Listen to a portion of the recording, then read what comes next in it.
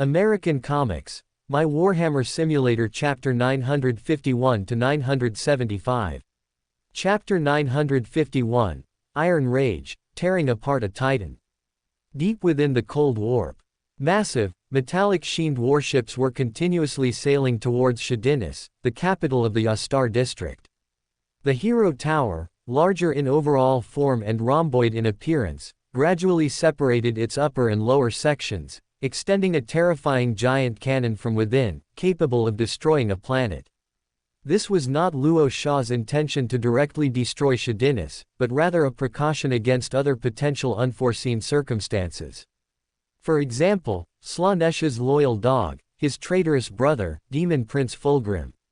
Because Luo Sha did not believe the other party would easily give up such a good opportunity to deal with him.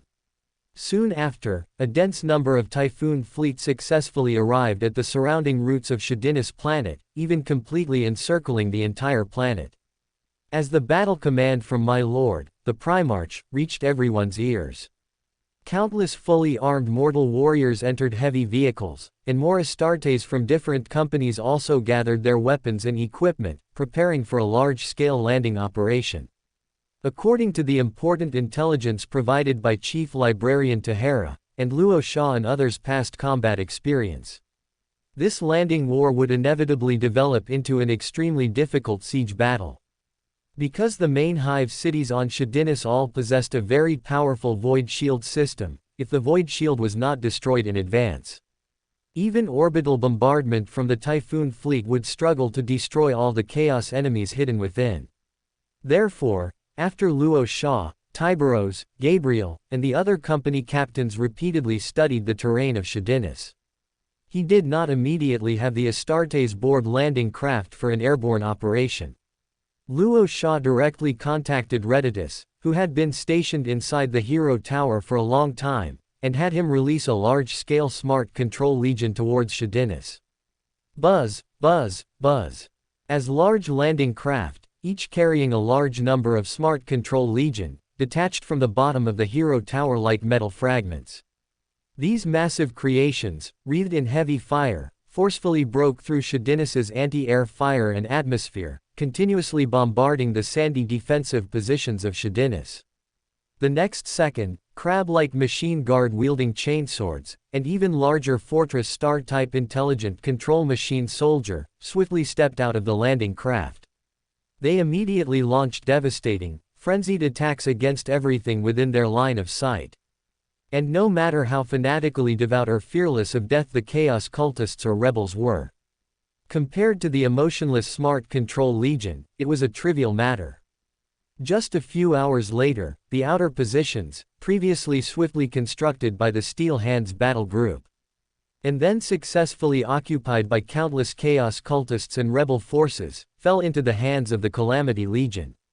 At this moment, Luo Sha, taking advantage of the large number of Smart Control Legion temporarily engaging in a frontline tug-of-war with the Chaos enemies, he immediately ordered the long-awaited Astartes company and mortal armored units to begin a landing operation on the planet's surface of Shadinus. Rumble. Landing craft, each carrying countless Astartes, descended with a roar onto the desert positions. More mortal armored units were also transported to the surface one by one via spatial teleportation technology, and immediately began continuous fire coverage on the Chaos enemies' positions. After all units participating in the siege battle had basically completed their descent, Luo Sha, as the commander of the battlefield, also led the giant Raven Guard to the dry deserts of Shadinus.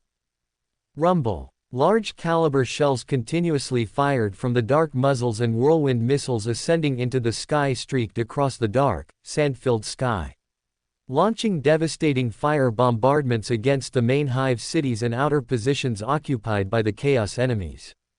Given the weapon resources Luo Sha currently possessed, if he wished, he could even use the immense advantage of fire bombardment to prevent more Chaos rebels from taking a single step out of their positions. And he was currently employing this method, trying to minimize casualties among the Astartes and mortal forces.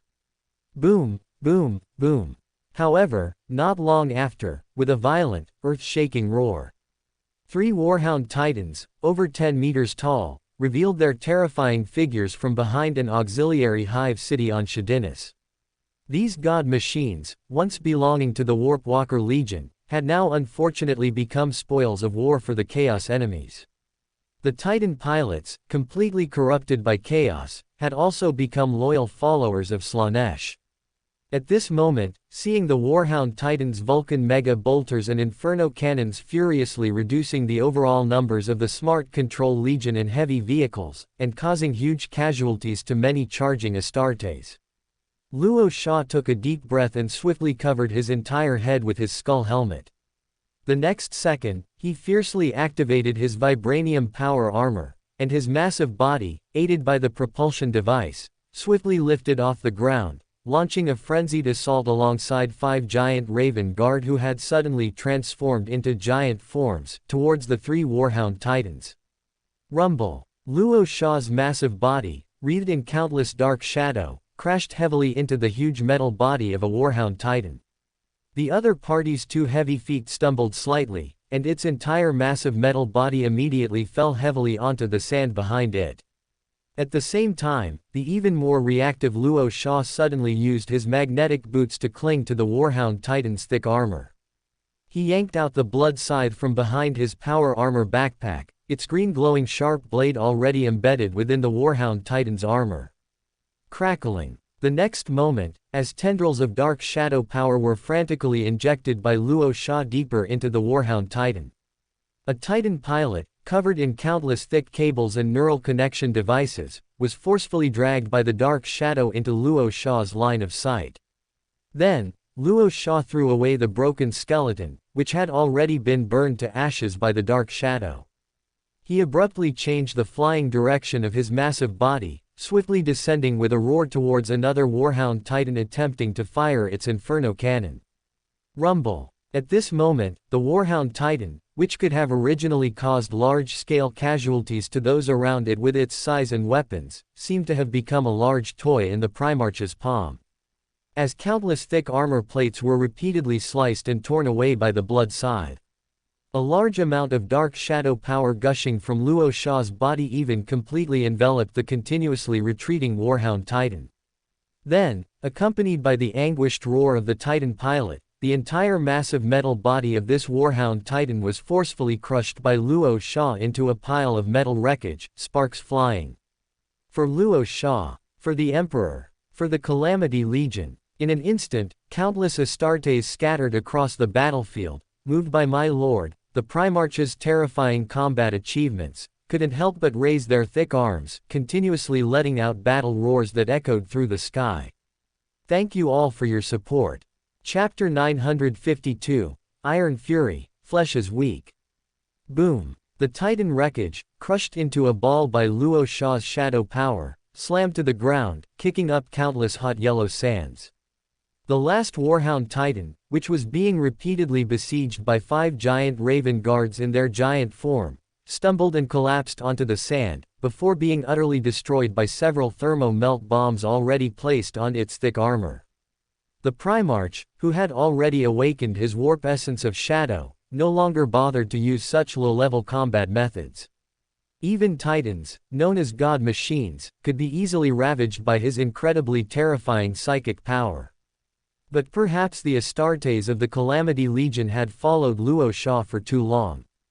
As a result, a considerable number of the Legion's scions would instinctively carry several thermo-melt bombs with them for any combat, just in case.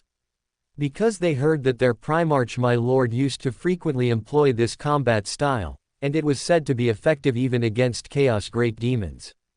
Bang, bang, bang. At this moment, the amount of firepower coming from the Hive City direction had significantly increased. Perhaps the traitors hidden deep within the various Hive cities had already realized that the long-prepared Chaos Titans had not played a significant role. Instead, under the decisive actions of the Primarch and others, the combat morale of the human empire on the intense battlefield had greatly increased.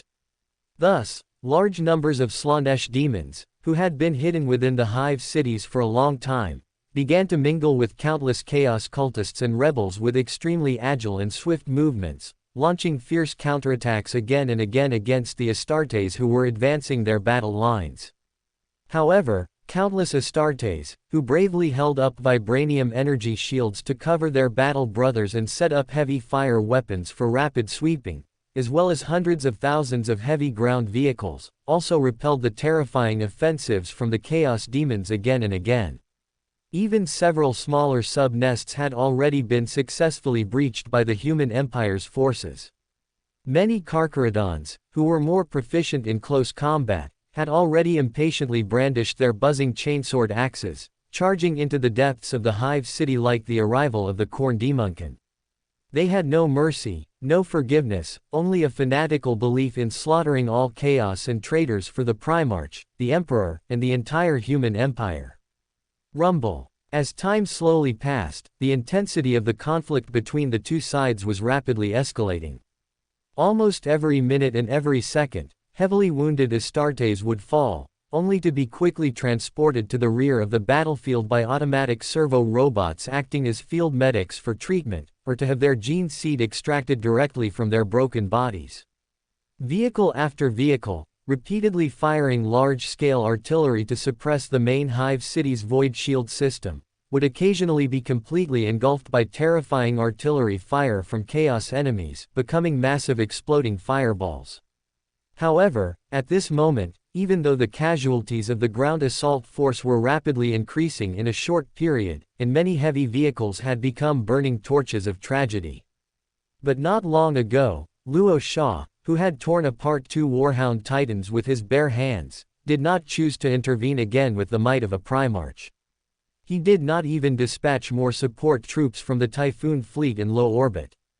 In fact, he had only deployed approximately 3,000 Astartes from various companies of the Legion, 1,500 heavy vehicles, and 2,000 automated robots to join this siege battle.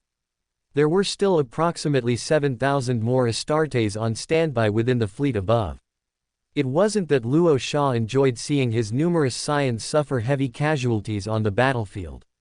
Rather, he was constantly guarding against potential uninvited guests, such as Demon Prince Fulgrim, who had sworn to make Luo Sha feel pain. Luo Sha did not believe that Fulgrim would miss such a great opportunity to cause him trouble, especially when Slaaneish's corruption continued to spread throughout the Astar district. Thump, thump, thump.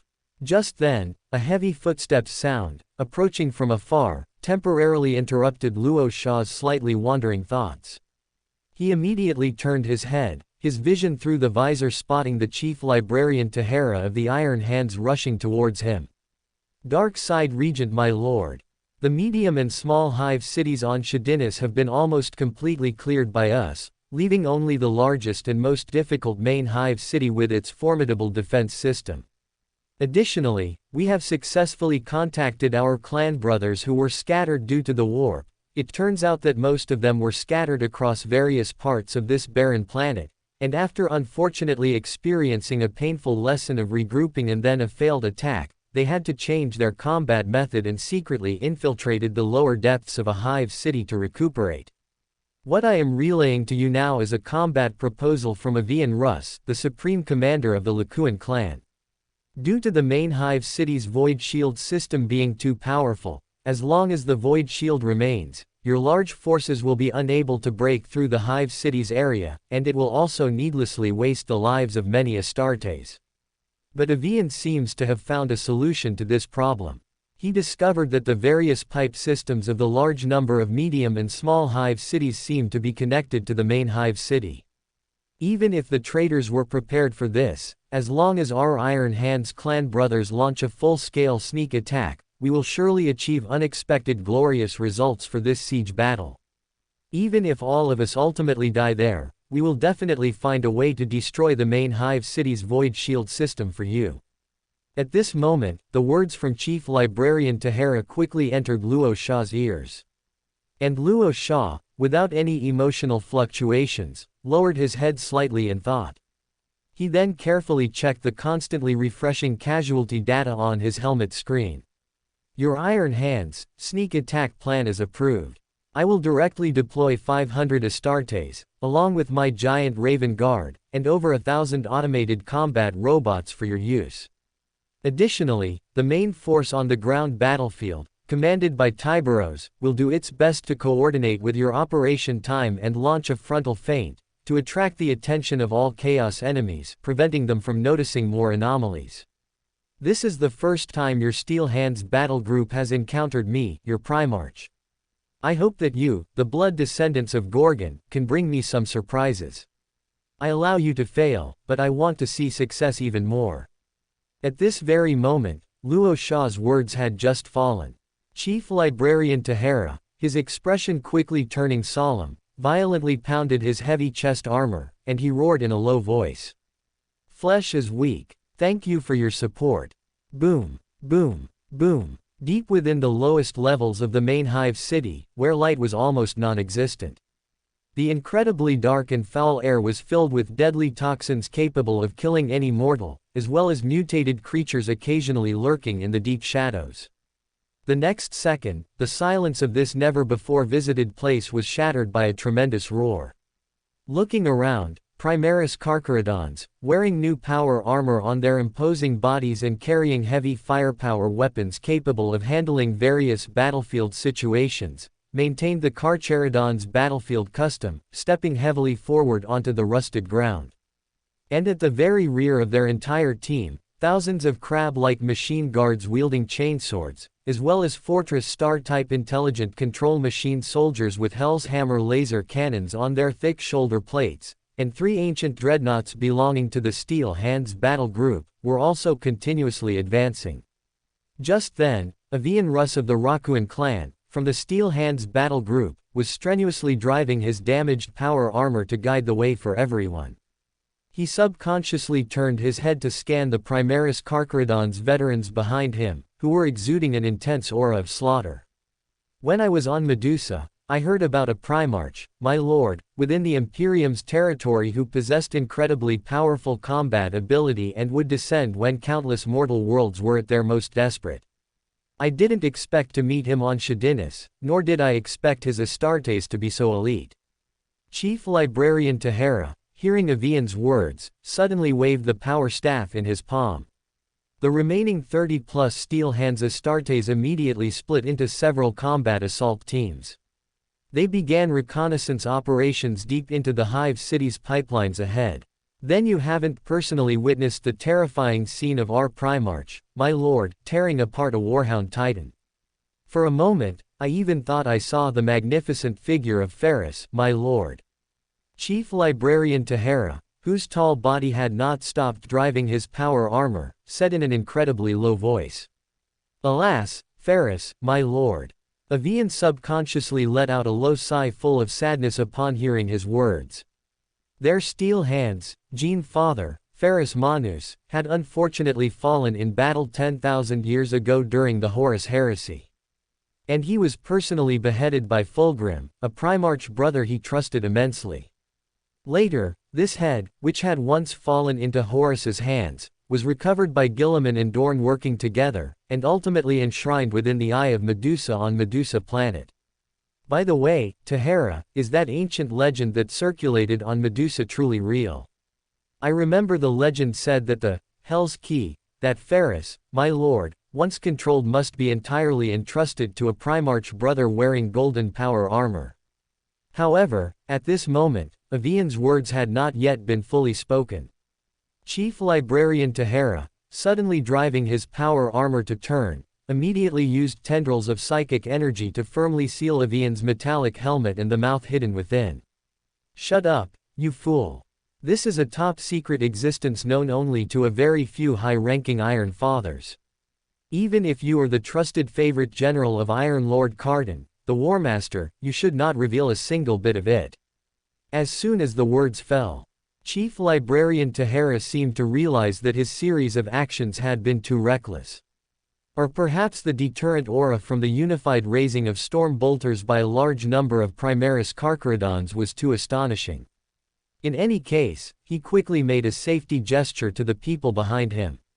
At the same time, Chief Librarian Tahara, who had lifted the psychic power blockade, also had to lower his voice and said to Avian, whose expression was extremely solemn and astonished. Avian, use your brain. Even when facing a Primarch, my lord, and the Dark Side Regent, would the Iron Council, composed of various clans, easily hand over such precious and powerful ancient technology?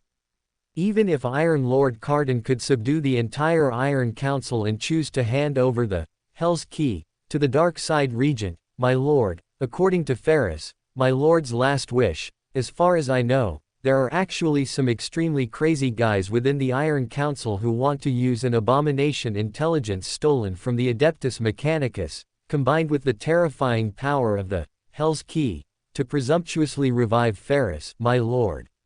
Chief Librarian Tahara's low words plunged Avian into a state of shock. He even temporarily forgot their current special environment and the difficult battle they would face next. What did you say? Revive Ferris, my lord. This is an utterly unforgivable and despicable blasphemy. All Iron Fathers who may have participated in this should be thrown into Medusa's volcanic magma to atone. Have the Steel Hands, who have already split once, forgotten the painful lesson that the enraged Vulcan, my lord, taught us thousands of years ago? However, at this moment, Chief Librarian Tahara faced Avian's gradually increasing volume and widening movements.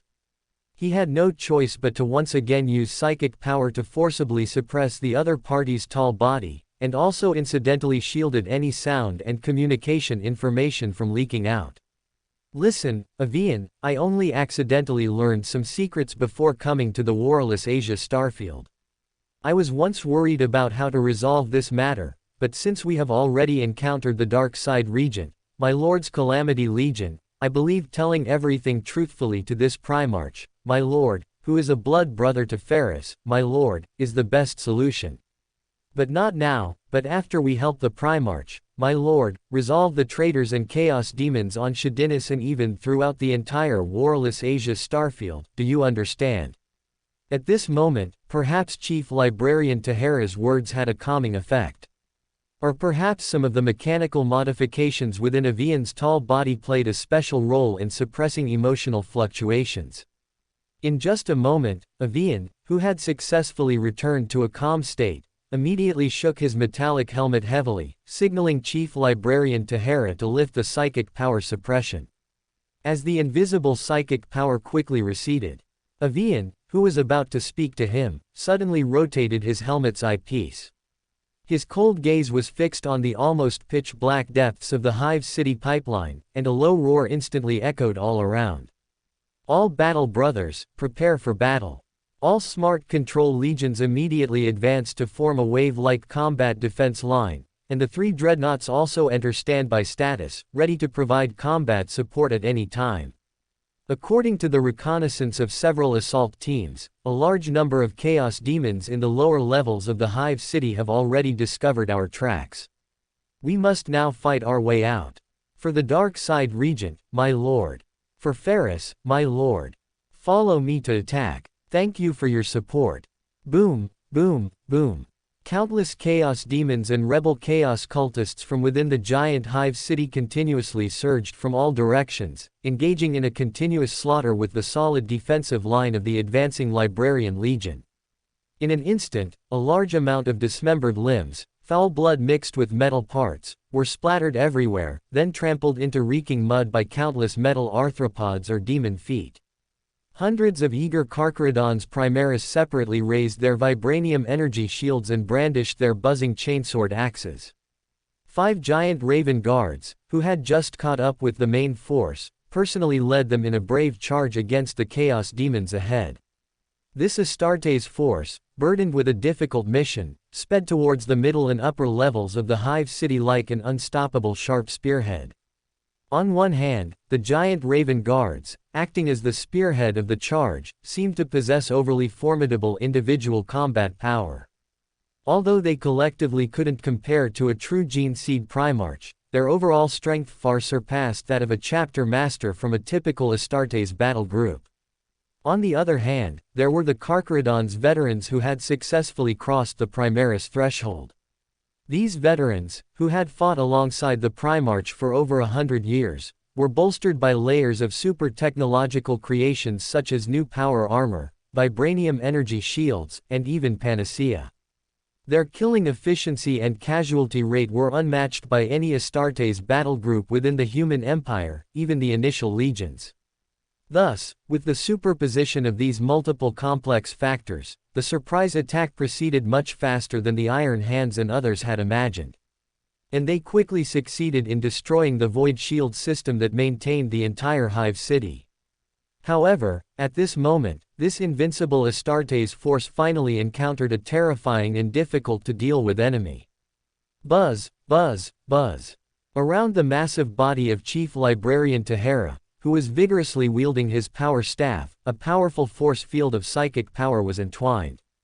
He forcibly controlled the psychic lightning repeatedly leaping in his palm, causing it to instantly strike the chaos demons ahead, turning hundreds of them into black ashes that vanished into thin air. And near him, 3 dreadnoughts, already at full firepower, were assisting the Carcharodon's Primaris veterans, shuttling back and forth across the chaotic battlefield. Virtually no chaos demon or rebel enemy could stop the terrifying offensive led by their massive metal bodies. Tahara, something's not right. Why do I feel like these chaos demons are enjoying our carnage? Wait, that warp gate is stirring. It seems something is about to enter the real universe. At this moment, Avian, who had just hacked several chaos cultists to death with his melee weapon and forcibly strangled a Slanishi demonettes with his mechanical prosthesis, suddenly roared loudly. Hearing his clan brothers shout, Chief Librarian Tahara immediately turned his helmet's gaze. He instantly saw the warp gate located behind the massive ranks of chaos demons and chaos cultists, rapidly emitting colorful chaos psychic power fluctuations. By the Iron Hands, they're probably performing a blood sacrifice ritual using our slaughter. Giant raven guards over there, quickly change your attack direction. Don't get entangled with the surrounding chaos demons, the warp gate. Destroying the warp gate is the top priority right now. At this moment, the low roar from Chief Librarian Tahara thundered in the ears of every Astartes. The giant raven guards, now transformed into giant forms, reacted incredibly swiftly. They immediately ceased their battle charge on the chaotic battlefield and, from different directions, unleashed Shadow Step, their massive bodies moving rapidly towards the warp gate as if teleporting. Rumble. However, in the next second, the giant raven guards who had just successfully emerged from Shadow Step were ultimately a step too slow. The warp gate, which was continuously emitting large amounts of chaos psychic power fluctuations, suddenly expanded outwards. From within, like a living creature expelling matter, it spewed forth a terrifying humanoid monster whose colossal size alone reached over 10 meters. And this was a manifestation of Slanesh, a Slanesh greater demon, a keeper of secrets. Ha ha. At this moment, it seemed every Astartes present clearly heard the low, cold laugh from the Slanesh greater demon. Then, the opponent merely moved its slender yet ornate massive body casually, and the 2 thick crab claws located behind its spine instantly vanished into the air like lightning. In the next second, the 5 giant raven guards who had just raised their vibranium energy shields were violently flung backward, and their vibranium energy shields shattered into countless scattered energy light spots. If everyone present could clearly see the Slanesh greater demon's lightning-fast attack trajectory, they would discover that almost every giant raven guard's vibranium energy shield was forcibly burned and destroyed by hundreds of thousands of streams of etheric fire. And only then did the thick crab claws, carrying a large amount of etheric fire, heavily land on their massive bodies. Although the giant raven guards in their giant form are almost immune to physical attacks, and can even withstand a warhound titan head-on due to the characteristics of these gamma-level creatures. A Slanesh greater demon, entirely composed of warp energy, would likely plunge the giant raven guards into a difficult and bitter battle. Whoosh, whoosh, whoosh. The moment the powerful void shield of the giant hive city suddenly disappeared. The whirlwind missiles from the heavy vehicles and Astartes destroyer squads had no intention of stopping. The muzzle flashes of countless shells and the trails left by the whirlwind missiles even obscured more than half the sky, leaving a temporarily indelible memory imprint on everyone present. Seeing that large numbers of Astartes' assault forces had successfully breached the thick main gate of Shadinus's last giant hive city, Luo Sha, observing carefully from the rear of the position, subconsciously exhaled a breath. However, at this moment, being highly sensitive to psychic fluctuations, he immediately detected signs of a large-scale chaos psychic power rampage emanating from the upper levels of the giant hive city. HMPH, finally here. Immediately notify the fleet in low orbit to prepare for orbital bombardment. Once I give the order, I want them to receive an unforgettable lesson.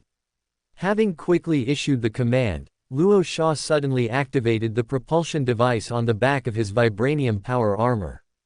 His massive body abruptly rose from the ground.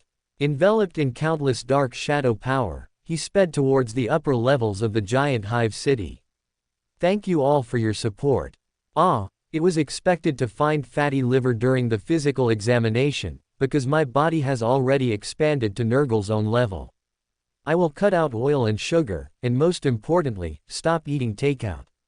Are there any friends who have successfully lost weight and can provide a diet plan? This time, this fatty really needs to lose weight properly.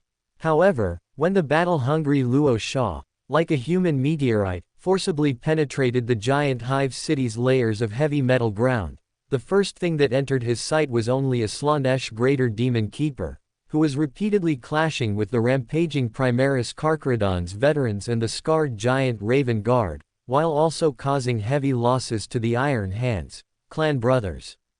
Why is there only one Slanesh Greater Demon? Where is Demon Prince Fulgrim, whom I've been waiting for? Luo Sha, whose thoughts were rapidly turning, immediately adjusted his depressed mood. His massive body, enveloped in countless dark shadows, suddenly sank and swept towards the Slanesh Greater Demon. The next second, the Slanesh Greater Demon, who had just noticed Primarch Luo Sha's arrival, had not yet had time to react. He was firmly restrained by a giant hand formed from dark shadow, which gripped his thick neck, and his massive body, over 10 meters tall, was even lifted into midair. Tell me, where is Demon Prince Fulgrim? Is the Slanesh corruption sweeping across the entire Yastar district unrelated to him? At this moment, Luo Sha, with tendrils of dark shadow spreading and leaping across his vibranium power armor, seemed more like a demon prince than the Slanesh Greater Demon before him. His low voice, like a hellish roar, passed through his incredibly ferocious skull helmet and into the ears of the Slanesh Greater Demon Keeper. My Lord of Calamity, what are you saying? I truly know nothing. This invasion of the warless Asia starfield was a grand plan that I had been brewing for over 100 years. As for a great figure like Demon Prince Fulgrim, who receives personal attention from my Lord Slanesh, he is not someone a keeper like me, ranked in the triple digits, can casually pry into. At this moment, the Slanesh Greater Demon, who had been wantonly slaughtering Astartes, seemed to be facing a terrifying existence who held the power of life and death over him.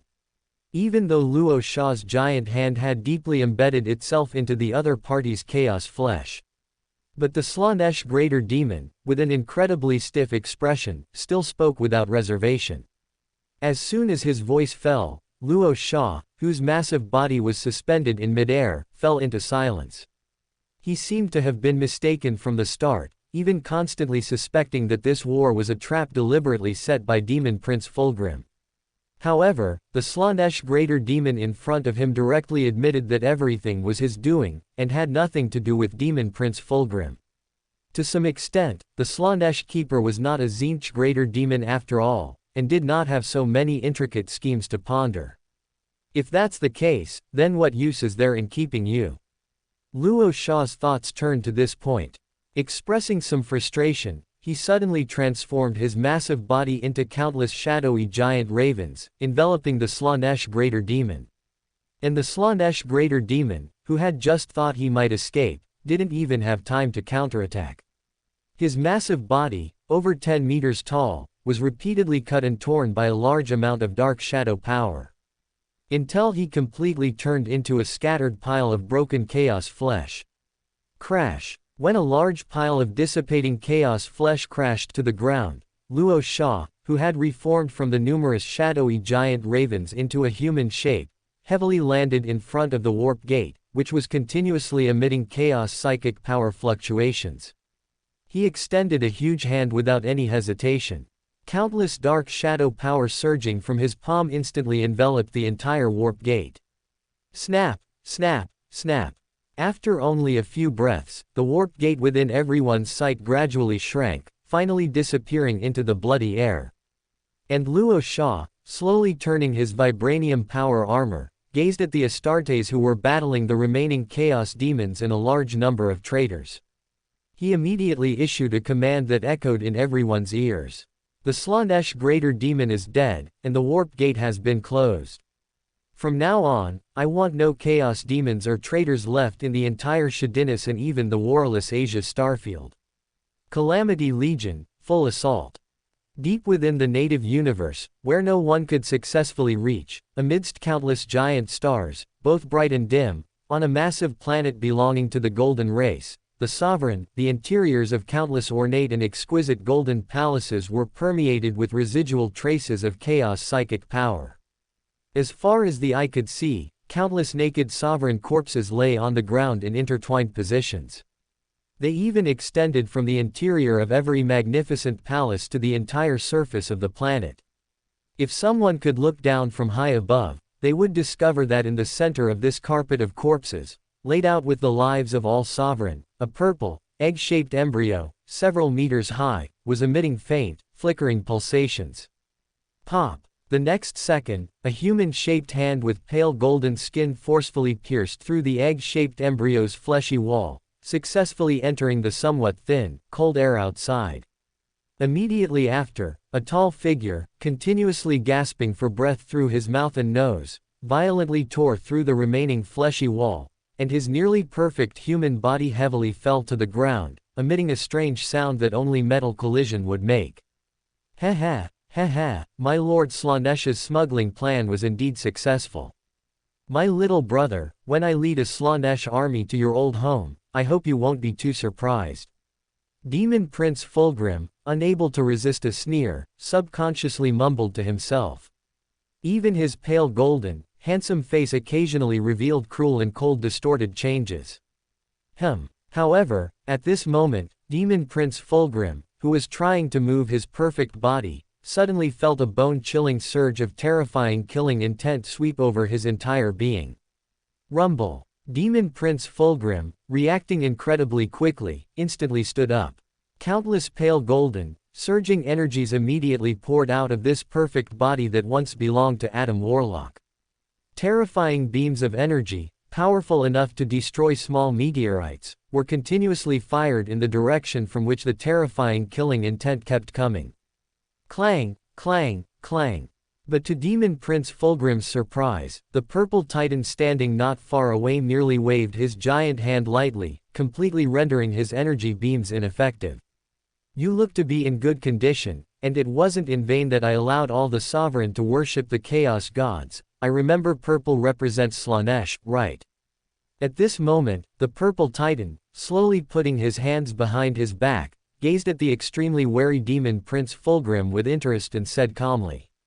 You know, it took the bloody sacrifice ritual of 5 life planets plus the entire sovereign race to bring forth a powerful fellow like you.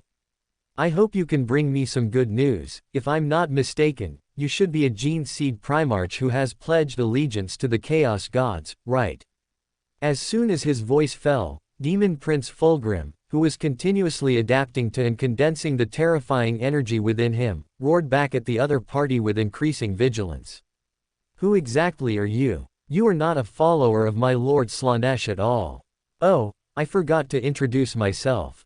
My enemies call me the Mad Titan, my friends and subordinates call me Master, but I prefer my current identity, a savior hero attempting to save the future of the universe.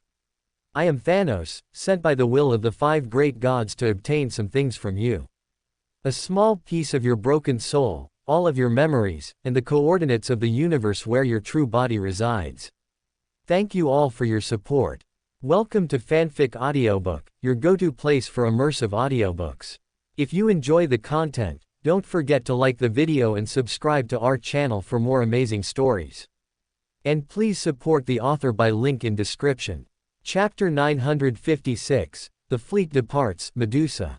Within the frigid void of the warless Asia starfield, a battle barge, its thick hull scarred, was slowly returning to the vast Typhoon fleet. More transport ships, laden with heavy vehicles and numerous Astartes, also continuously arrived at their respective vessels. After the battle barge's mortal captain and the Astartes' command hierarchy had all undergone corruption checks, Luo Sha and the others learned what the battle barge, which had ventured deep into the warless Asia starfield alone, had encountered. They were fortunate because they had successfully rendezvoused with the Iron Hands fleet and participated in the first siege battle against Shadinus. However, they were also unfortunate because their vessel had been directly teleported to the edge of the warless Asia starfield by a warp storm that swept across the capital planet and its near orbit. By the time the crew of the battle barge successfully repaired their massive vessel's engine malfunction and managed to return to the Typhoon fleet via warp-blind jumps, this large-scale war, caused by Slaanesha's corruption, had already entered its final stages. The only remaining issue was that at least one-third of the 30-plus Imperial worlds had been directly purged into Death Worlds by the Calamity Legion. Even though the Inquisition of this Yastar district continuously sent inquisitors to protest the Calamity Legion's insane actions, the Astartes, who only obeyed Dark Side Regent My Lord, completely ignored any of the Inquisition's orders. It was already evidence of the Astartes' increasing kindness that they hadn't directly silenced the Inquisitors. Regarding this, Luo Sha, the Primarch, merely pretended to have just learned of the matter. He even sent a message of condolence to the local Inquisition in the name of the Dark Side Regent, promising to severely restrict the Astartes' arbitrary actions in the future.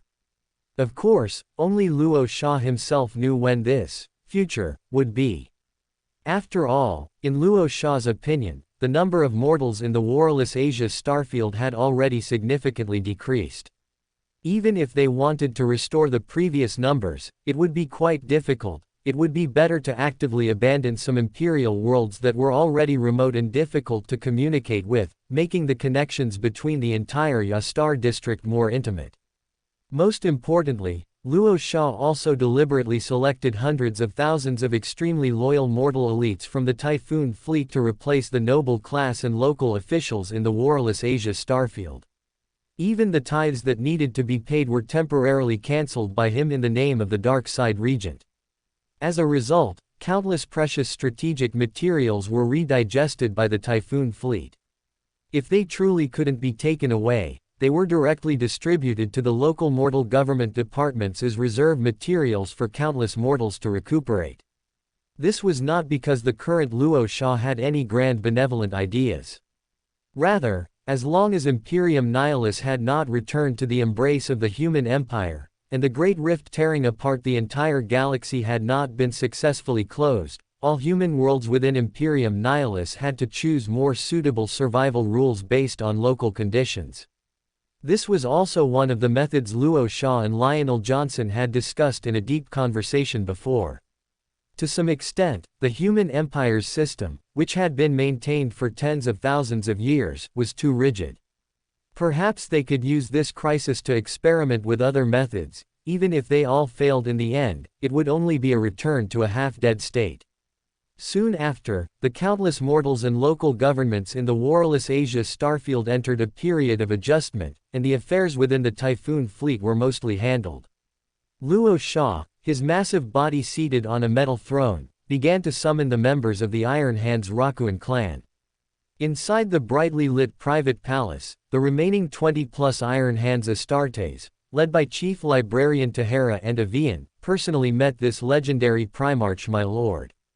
And from the people before him, Luo Sha learned for the first time many secrets about the Iron Hands, such as the division caused by the Moray Doctrine, and some true origins of the Medusa's Sun sub-chapter, and so on. If these topics and secrets only satisfied the Primarch's curiosity about Ferris's descendants, then when Avian, his expression changing repeatedly, grit his teeth and revealed to Luo Sha that within the current Iron Council, there were still some insane Iron Fathers planning to use abomination intelligence to resurrect Ferris himself. Everyone present immediately saw a surging black shadow, like a blazing fire, rise from the Primarch my lord's massive body. At this moment, Luo Sha, his expression cold, gazed at the people below, and he said in a low voice, "If you speak of anger, I do have some. Ferris is my Primarch brothers after all. Even if I only met him once, I am more confused as to whether your iron hands have replaced too many mechanical prosthetics and metal parts, ultimately causing your brains to break down. Leaving aside whether the abomination intelligence unearthed by the Adeptus Mechanicus is good or bad, how do those Iron Fathers determine that they can definitely resurrect Ferris himself? Just by relying on the so-called Ferris's legacy, the key to hell. You are so arrogant, do you dare let the Emperor know?" As Luo Sha's words fell, all the Iron Hands present immediately drove their newly replaced power armor and dropped to one knee, their expressions heavy as they bowed their heads. Luo Sha, slowly taking a deep breath, did not make things difficult for these Iron Hands. This matter had nothing to do with them, some internal problems within the Iron Hands were the top priority. Or rather, most of the first founding warbands who had lost their Gene Father had all sorts of problems. Even the Salamanders chapter, known as the conscience of the Astartes, was no exception. Since that is the case, then I will take charge of this matter. Immediately notify Tiberos, the Typhoon fleet is about to depart, its destination, the Iron Hands, homeworld, Medusa. At this moment, Luo Sha's low voice quickly reached the interior of the flagship's bridge through the communication channel. Almost every vessel's mortal captain and countless crew members once again began preparations for the long voyage. As for the Iron Hands Astartes, they were also transferred to the command hierarchy within the Calamity Legion, temporarily becoming Luo Sha's descendants. This not only greatly satisfied Luo Sha's personal hobby of becoming the Gene Father of numerous Astartes battle groups, but the Iron Hands' descendants were also closely related to whether a Queen of Glory battleship, the Steel Fist, could be obtained. After all, facing such a unique Primarch-level space combat vessel, even the current Luo Sha would be moved. Thank you all for your support. Today, do not forget the national shame. Boom. Thousands of metal vessels, their Geller fields expanded, slowly entered a super-large warp gate. Luo Sha's Calamity Legion fleet once again embarked on a long voyage. At the same time, the navigators inside dozens of flagships, each holding a panacea ready to consume at any moment, enjoyed the thrilling sensation of an Astartes bolter pressed against their foreheads. Accustomed to this, they diligently searched for a more suitable navigation route amidst the surging warp currents. In fact, ever since the fall of Cadian and the opening of the Great Rift, countless worlds in the Imperium Nihilus had completely lost the continuous illumination from the Emperor's Astronomicon. Unless absolutely necessary, most ships could only travel back and forth within a single star system or even a sector. Even then, the chance of getting lost in the warp was hundreds of times higher than before. This meant that a massive fleet like Luo Sha's Calamity Legion fleet, capable of cruising everywhere in the Imperium Nihilus, was almost unique. Apart from Regent Guilliman, who had an Indomitus Crusade fleet that had entered the edge of the Imperium Nihilus, there was likely no other such existence. But even Luo Sha's fleet maintained its current state only after sacrificing the precious lives of many navigator families and consuming large quantities of panacea. During this period, Reditus and AI Stark had proposed the idea of replacing navigator families with ship-borne machine spirits, which is to say, artificial intelligence. Luo Sha did not refuse this, but he also stated clearly that unless Reditus and his team could produce a truly finished product, everything else was out of the question. For a period, Luo Sha began to lead the giant Raven Guard, who had once again become the Primarch's guards, and more than 20 Iron Hands, in a prayer support mission. His purpose in doing so was to allow the Astartes of the Iron Hands to gradually adapt, thereby preparing them for the future acquisition of a Gloriana-class battleship. Buzz, buzz, buzz. A warp gate that suddenly appeared above the ground emitted a low grinding sound. The next second, a massive body, 4 meters tall, slowly propelled its vibranium power armor out from within. Where are the people? At this moment, Luo Sha, with a slight frown, subconsciously turned his bronze-colored face. He scanned the unfamiliar surroundings but failed to see the burly figures of the giant Raven Guard or the Iron Hands. After a moment of contemplation, Luo Sha immediately donned his skull helmet, tracking the whereabouts of the others on the screen before him. Even the closest giant Raven Guard is over 1,000 kilometers away. More people are scattered across the entire planet. When did the prayer support warp gate feature such a problem? Is it Luo Sha's special influence again? Luo Sha thought silently, his expression indifferent. In fact, ever since he learned of the existence of the sixth Chaos God, the simulator would frequently encounter various issues. While these issues wouldn't directly affect the functionality of the simulator, it was common for them to occasionally vex Luo Sha. The next moment, Luo Sha, having closed the simulator, once again carefully scanned his surroundings. He realized that he was likely in the underhive of a hive world. The strange toxic mist that perpetually hung above the ground and the subtle sounds occasionally emitted by countless underhive creatures undoubtedly corroborated this point.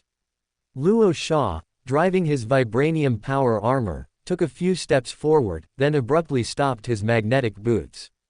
But then, he directly manipulated the vibranium wings behind his broad back to transform into propulsion units, reducing the space the vibranium wings occupied. Then, from the material storage page, he took out a specially made large hooded cloak and draped it over his entire massive body. To be honest, Luo Sha seemed to have not experienced such solo adventure activities for a long time. Ever since he became the Lord of the Calamity Legion and the Dark Side Regent, even if he wanted to rest briefly in his private palace, countless Astartes would be outside, standing guard for him. Thus, along the way, Luo Sha, whose mindset seemed to have temporarily become that of a space wanderer, cleared away some suicidal underhive creatures. He strode towards the connection point between the hive city's lower and upper levels. As Luo Sha continued to advance, some hive city mutants, increasingly burly and even comparable to Astartes, occasionally appeared within his field of vision. However, these hive city mutants seemed to sense that Luo Sha was not someone to be easily provoked, and they scattered and fled after only a brief glimpse.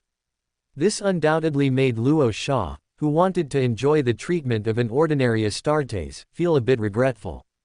After all, he even had his bolter ready in his enormous palm. Thump, thump, thump. Not long after, the toxic mist around the underhive seemed to have weakened considerably. Even the surrounding abandoned buildings and metal debris showed traces of artificial cutting. Luo Sha, slowly driving his vibranium power armor, didn't even need the enhancement of his helmet's eye lenses. Relying solely on his beast instincts and his keen perception of psychic beings, he quickly discovered a large number of underhive citizens scattered within a 10-kilometer radius. "You, come here." Just then, Luo Sha, who had subconsciously stopped his magnetic boots, suddenly raised a huge hand. He pointed abruptly at an emaciated underhive child whose flesh was rotting due to excessive radiation and biochemical contamination. The child, seemingly engrossed in desperately gnawing on the bones of an underhive creature that had little flesh, had unfortunately overlooked the arrival of a burly giant. My lord, I have nothing, please spare my life." The trembling underhive child knelt on the damp ground with an expression of utter despair, kowtowing desperately towards Luo Sha, begging for mercy. Luo Sha, his bronze-colored face devoid of emotion, drove his vibranium power armor forward. He slowly knelt on one knee, his cold gaze looking down at the child as he asked, "I ask, you answer. Which imperial world is this? And where is the hive city located?" As soon as Luo Sha finished speaking, the hive city child, who had thought he was doomed, froze slightly. He quickly raised his head and said clumsily, My lord, I only know this place is called Necromunda. As for the location of the hive city, I only heard that there are 1,000 hive cities on the entire planet, but I truly don't know which one this is." Luo Sha pondered for a moment after hearing the child's words. He suddenly flipped one of his huge hands upwards, and a crystal-clear panacea was thrust into the Underhive child's toothless mouth. The next second, a cold, gleaming Catachan army knife and a mortal lost pistol also heavily landed in front of the emaciated Underhive child, whose rotting wounds were rapidly healing. These things are yours. As for whether you can survive, that depends on your future choices. Thank you for your support. In the human empire, in any world with hive cities, besides the inevitable presence of gene stealers of varying sizes, the emergence of hive city gangs is also a matter of course. After all, in an underhive area with no natural light, no legal system, no food rations, and the constant need to endure the biochemical pollution discharged by hive city factories, hive city gangs are the only powerful organizations capable of bringing stable order. Thump, thump, thump. Luo Sha, whose massive body was covered by a wide cloak, slowly sat down on a crate of high-explosive grenades produced in the local hive city. And right in front of him, hundreds of mortal gang members were scattered evenly across the ground, like flesh and blood torn apart by a meat grinder. With a calm expression, Luo Sha slightly shifted his gaze. He stared at the mid-level cadre of the mortal gang, whose entire head was tightly gripped by his massive hand, and said in a low voice, "Why do you insist on this? I merely wanted to use your gang's elevator passage to enter the Underhive. Wouldn't it have been fine if you had just let me pass? And how law-abiding I am, even willing to offer you a few lasguns as a toll, yet you stubbornly believed I was a mutant trying to smuggle my way up. Tell me, mortal, do you still think that way now?" As soon as Luo Sha finished speaking, the mid-level gang cadre, whose eyes and facial expression showed nothing but despair and terror, immediately cried out, "My Lord Angel, please spare my life. I had no idea you weren't with them at all. I was just habitually bargaining with an old customer. I absolutely didn't genuinely intend to make things difficult for you." At this moment, Luo Sha instinctively narrowed his eyes upon hearing the other party's words. He calmly retorted, "Those people, are you saying there are other Astartes present in Necromunda? What are their specific characteristics? Where are they currently hiding?" However, facing Luo Sha's continuous inquiries, the mid-level gang cadre, already overly frightened, no longer had the extra presence of mind to recall anything. He merely trembled incessantly, incoherently begging Luo Sha for his life. Luo Sha, for his part, did not move his fingers to crush the head of this mid-level gang cadre. He pondered for a moment, then slowly said to the other party, "How about this, you report your current dire situation upwards, the higher the level the better. If you can even attract the Hive City family hidden behind your gang, I will generously spare your life. How about that? If the various Hive City gangs, large and small, are the masters of the underground order between each Underhive and Underhive area, then the Hive City families, who firmly control these Hive City gangs, are the uncrowned kings of the entire Hive world. Luo Sha would rather meet directly with the Hive City families behind them than waste more time negotiating with the Hive City gangs through force." At this moment, perhaps Luo Sha's words completely ignited this mid-level gang cadre's will to survive. The other party immediately fumbled tremblingly for a very crude communication device from his person. He racked his brain to exaggerate the recent tragic incident by at least dozens of times, then notified the high-ranking members of their gang. And Luo Sha, whose massive body remained unmoving like a mountain, merely watched the other party's every move with interest, listening to the mobilization orders from more gang fighters. He showed no emotional fluctuations on his bronzed face. In fact, if Luo Sha hadn't been too lazy to act, with his current combat power far exceeding that of a chaos great demon, he could have annihilated dozens of hive cities by himself. Da. Not long after, dense footsteps quickly reached Luo Sha's ears. He could even accurately determine the exact number and weapon configuration of these gang members based on the subtle sounds.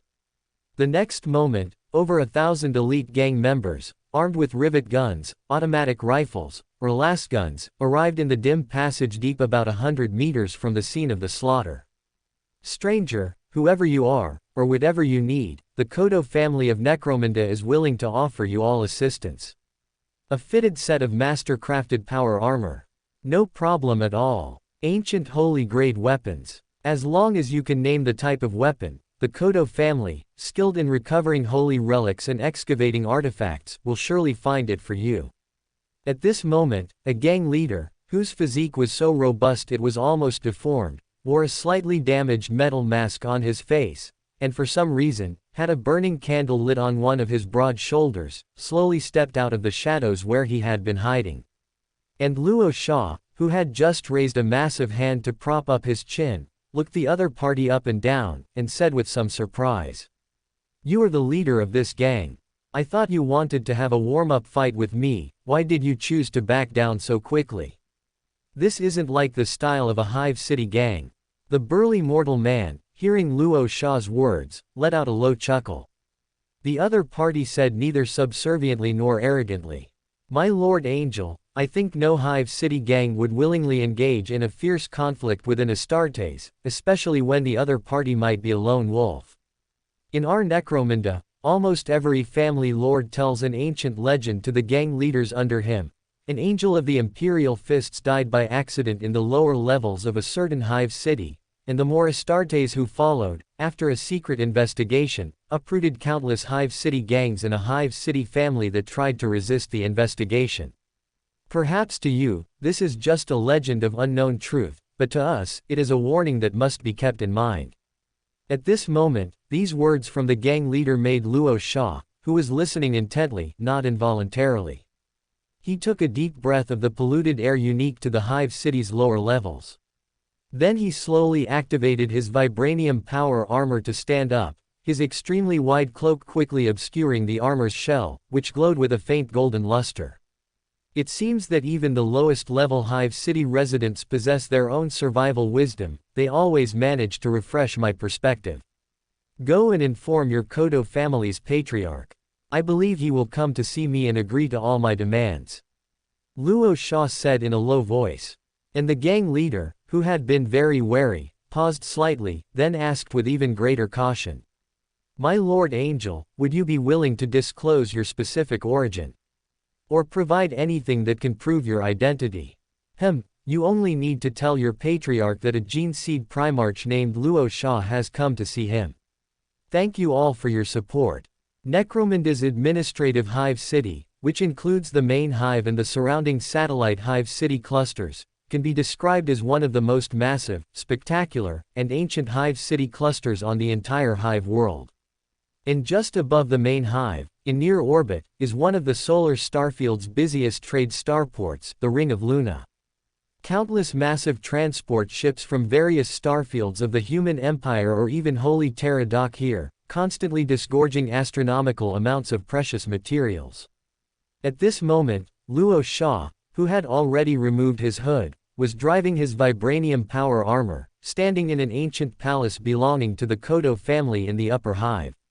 His cold gaze peered through a giant, dozens of meters tall, floor-to-ceiling window, looking down at the magnificent shuttlecraft speeding back and forth amidst the thin clouds.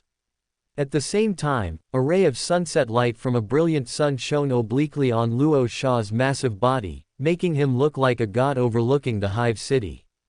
Even though I've been to countless Hive worlds, I still can't adapt to the completely different living environments between the lower hive and the upper hive. Do you think I'm being overly sentimental? Luo Sha murmured in a low voice, his eyes narrowed.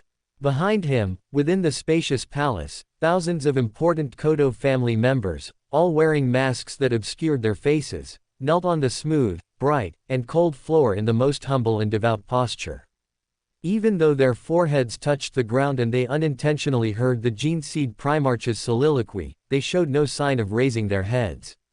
For the Kodo family, who believed in the redemption cult and liked to purify all heretical acts with fire, witnessing the arrival of a gene seed primarch was no less than the Son of God suddenly descending beside them. Oh, great gene seed primarch, this is merely a trace of compassion that you instinctively feel for those ignorant Hive City residents. You need not worry about this, for the millions of members of the Kodo family will dispel all your sorrows. At this moment, a gaunt old man, clad in mesh armor and a magnificent robe, raised his head with fanatical eyes, speaking to Luo Sha with immense piety.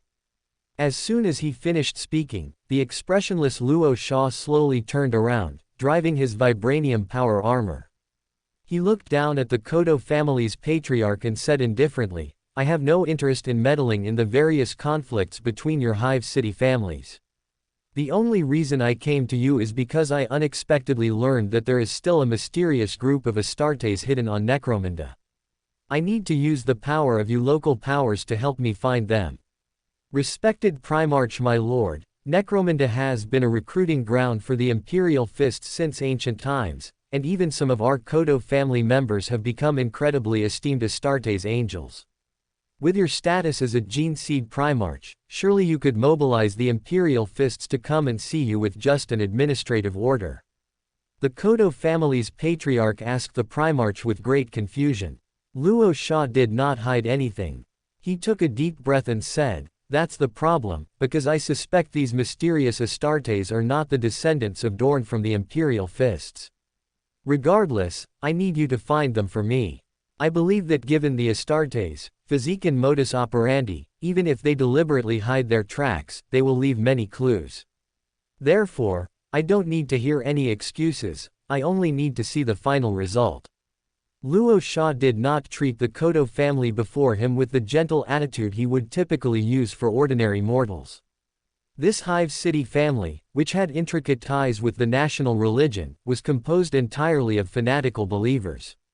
The more harshly he treated them, the more diligently they would work.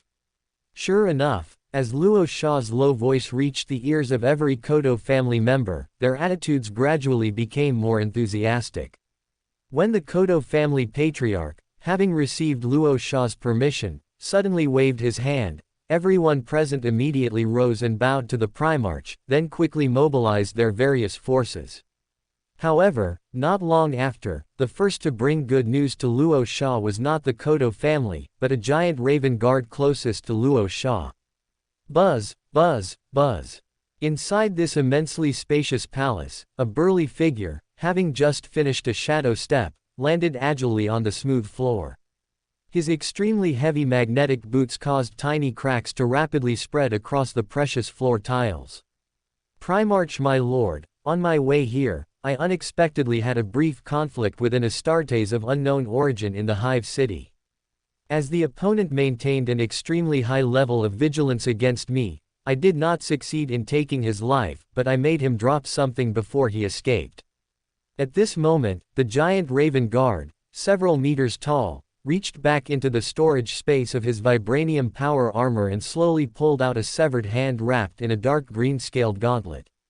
Luo Sha, instinctively narrowing his eyes, drove his vibranium power armor forward. He took the severed hand unexpectedly left by the mysterious Astartes, and after just a glance at the dark green scaled gauntlet, he couldn't help but sneer. "Heh, I was right after all. This is an Astartes from the Alpha Legion. There are even signs of Legion agents operating in the solar starfield. I thought they would choose a more distant starfield." Next, the expressionless Luo Sha gestured for the giant raven guard to rise from the floor. He then casually dug out a piece of fresh flesh from the severed hand with his thick fingers and stuffed it into his mouth. Chh. The next second, Luo Sha, whose gene detection nerves were suddenly activated, tightly closed his eyes, and a large number of fleeting memory fragments began to flash rapidly before him. He gradually saw most of the fragmented memories of this unfortunate Alpha agent, from when he was recruited into the Legion by a veteran to becoming a qualified Alpha agent. However, what made Luo Sha instinctively stop breathing, and even his fingertips become completely excited, was a memory fragment that had just occurred recently. Deep within a Hive City, at an unknown location, the extremely cautious Alpha agent personally met a burly figure who was meticulously polishing and repairing an alien spear. Even though the intensely emotional Luo Sha could not clearly see the true appearance of that burly figure, he absolutely recognized the alien technology spear in the figure's palm. That was the Primarch weapon belonging to the Alpha Legion's gene father, the Primarch twin Alpharius Omegan, the Pale Spear. "Thank you for your support. Inside a small hive city on the edge of the main hive cluster. Countless taciturn Kodo family elites, their faces covered by metal masks, had descended deep into the underhive, carrying promethium flamers, lasguns, and heavy firepower weapons that required 3 to 5 people to carry. However, the Kodo family, whose usual style of action was capricious and violent, and who enjoyed live barbecues, used nonviolent means such as verbal threats and food persuasion to quickly evacuate most of the underhive residents to the midhive area. Even more surprisingly, during this period, not a single underhive resident who was driven from their homes resisted going to the midhive area. Instead, they were so submissive that they were grateful for the Kodo family's expulsion, wishing they could initiate a grand prayer ceremony for them. Soon after, when nearly half of the underhive residents in the underhive area had been evacuated, large numbers of well-trained Kodo family elite warriors began to slowly encircle a sparsely populated underhive residential area in a circular formation. According to intelligence information sent back by the Kodo family's long-standing informants within Necromunda, several hulking giants wearing power armor frequently appeared secretly in this underhive residential area. Not long after, heavy firepower weapons were pushed into their designated defensive positions, and large numbers of fully armed Kodo family elite warriors were ready. Boom boom boom. But at this moment, with the sudden roar of a bolter, a massive alpha agent appeared out of thin air among the Kodo family's elite warriors. And he immediately launched a bloody and terrifying slaughter against the surrounding people. Under normal circumstances, facing such a sudden and special situation, even more well-trained Astra Militarum would find it difficult to resist for long. However, the fanatically devout Kodo family elite warriors, enduring the tragic cost of dozens of casualties every minute, firmly locked the dark muzzles of their heavy firepower weapons onto the alpha agent's massive body. The next moment, countless twin-linked laser beams and heavy bolters swept over the opponent's armor like a storm. High-temperature flames from promethium flamers completely enveloped him.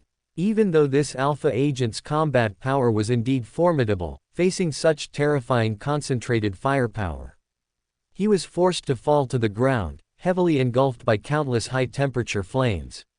Then his entire massive body was completely torn into countless burning flesh and blood remains by the continuous terrifying firepower. In an instant, before the commanders of several Kodo family elite warriors could exhale and calm their violently beating hearts, with the sound of heavy footsteps approaching from a distance, and a huge roar echoing all around, 3 sons of the Hydra, their massive bodies clad in emerald green power armor scales, crashed through layers of incredibly thick metal walls.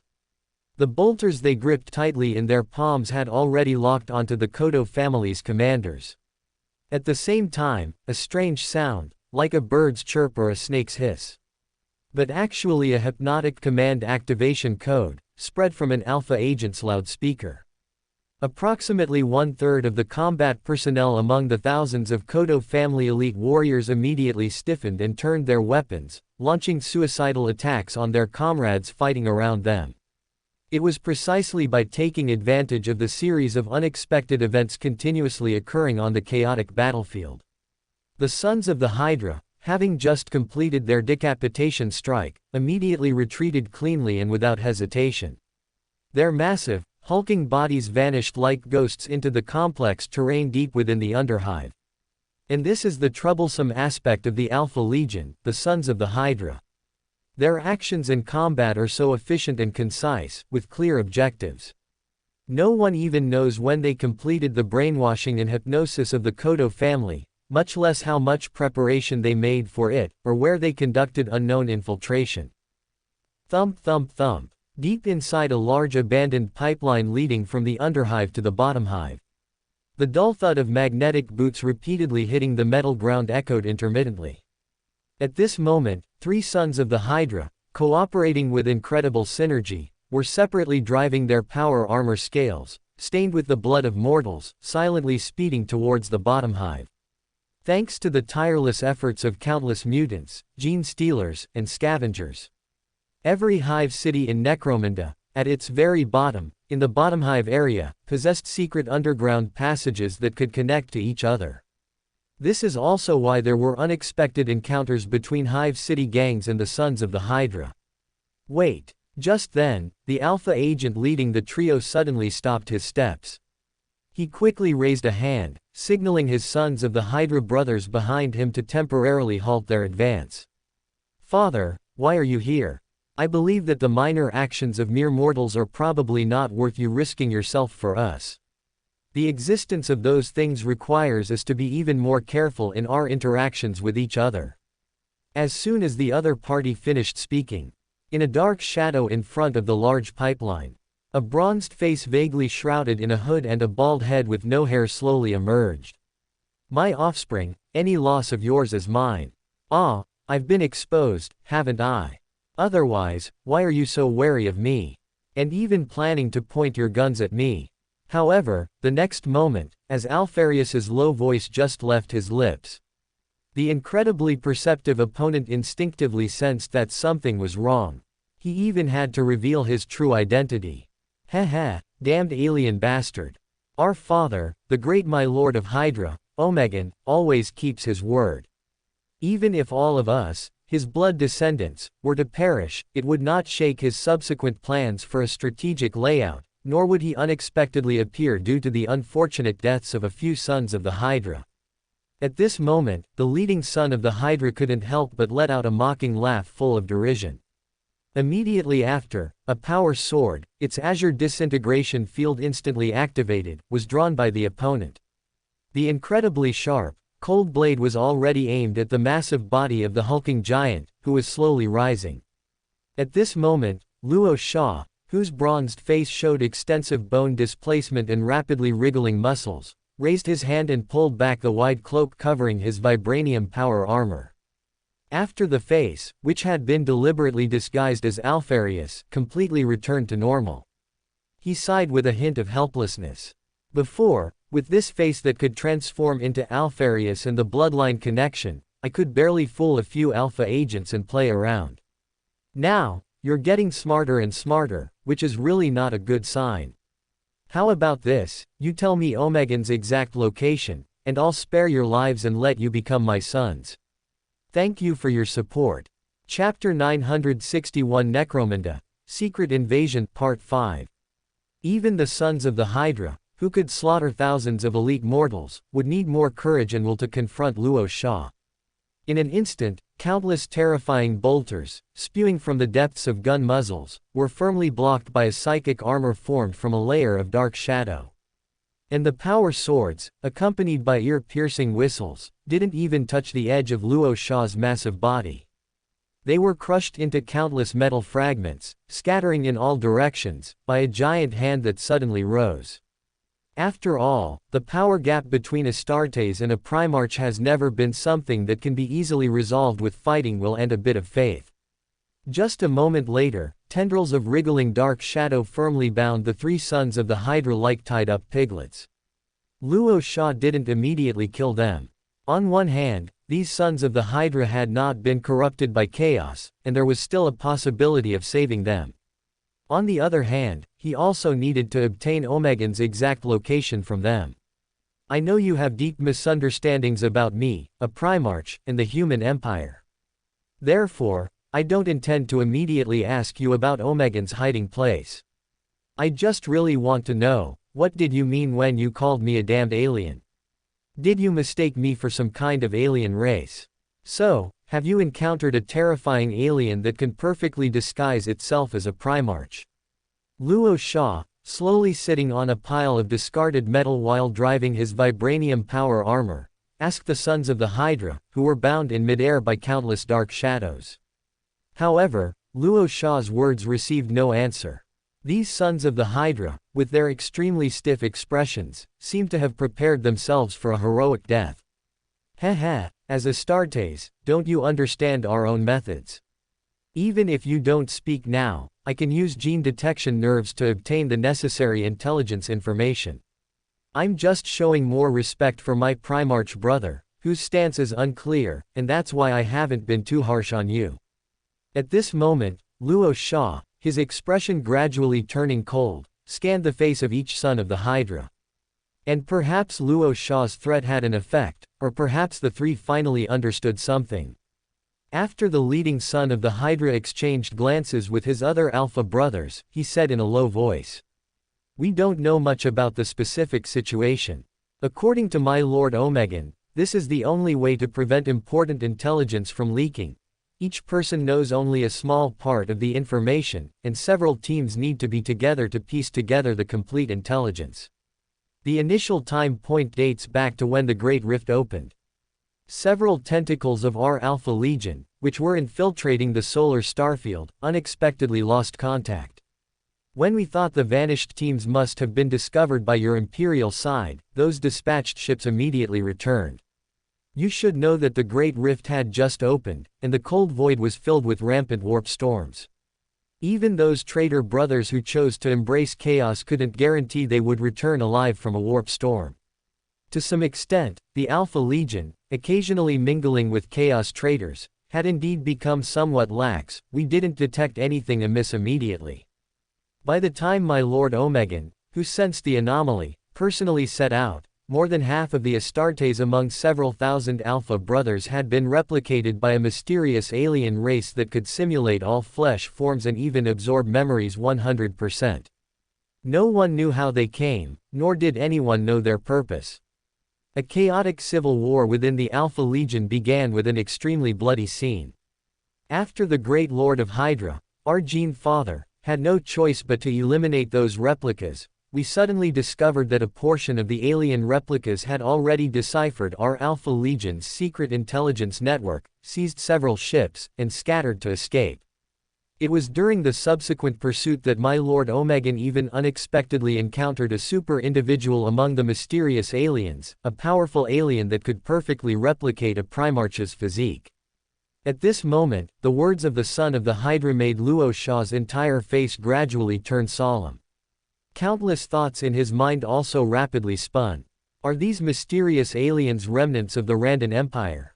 Or some kind of warped creature unknown to the human empire? The next second, even though he had already thought of an accurate answer in his mind, Luo Sha still took a deep breath and asked the other party. If my Lord Omegan is not mistaken, I estimate that what you are thinking is not it. Because my Lord Omegan once briefly complained to us that these mysterious aliens are probably special products from another universe. At this moment, the low voice from the son of the Hydra forced Luo Sha to utter that answer with a stiff tone.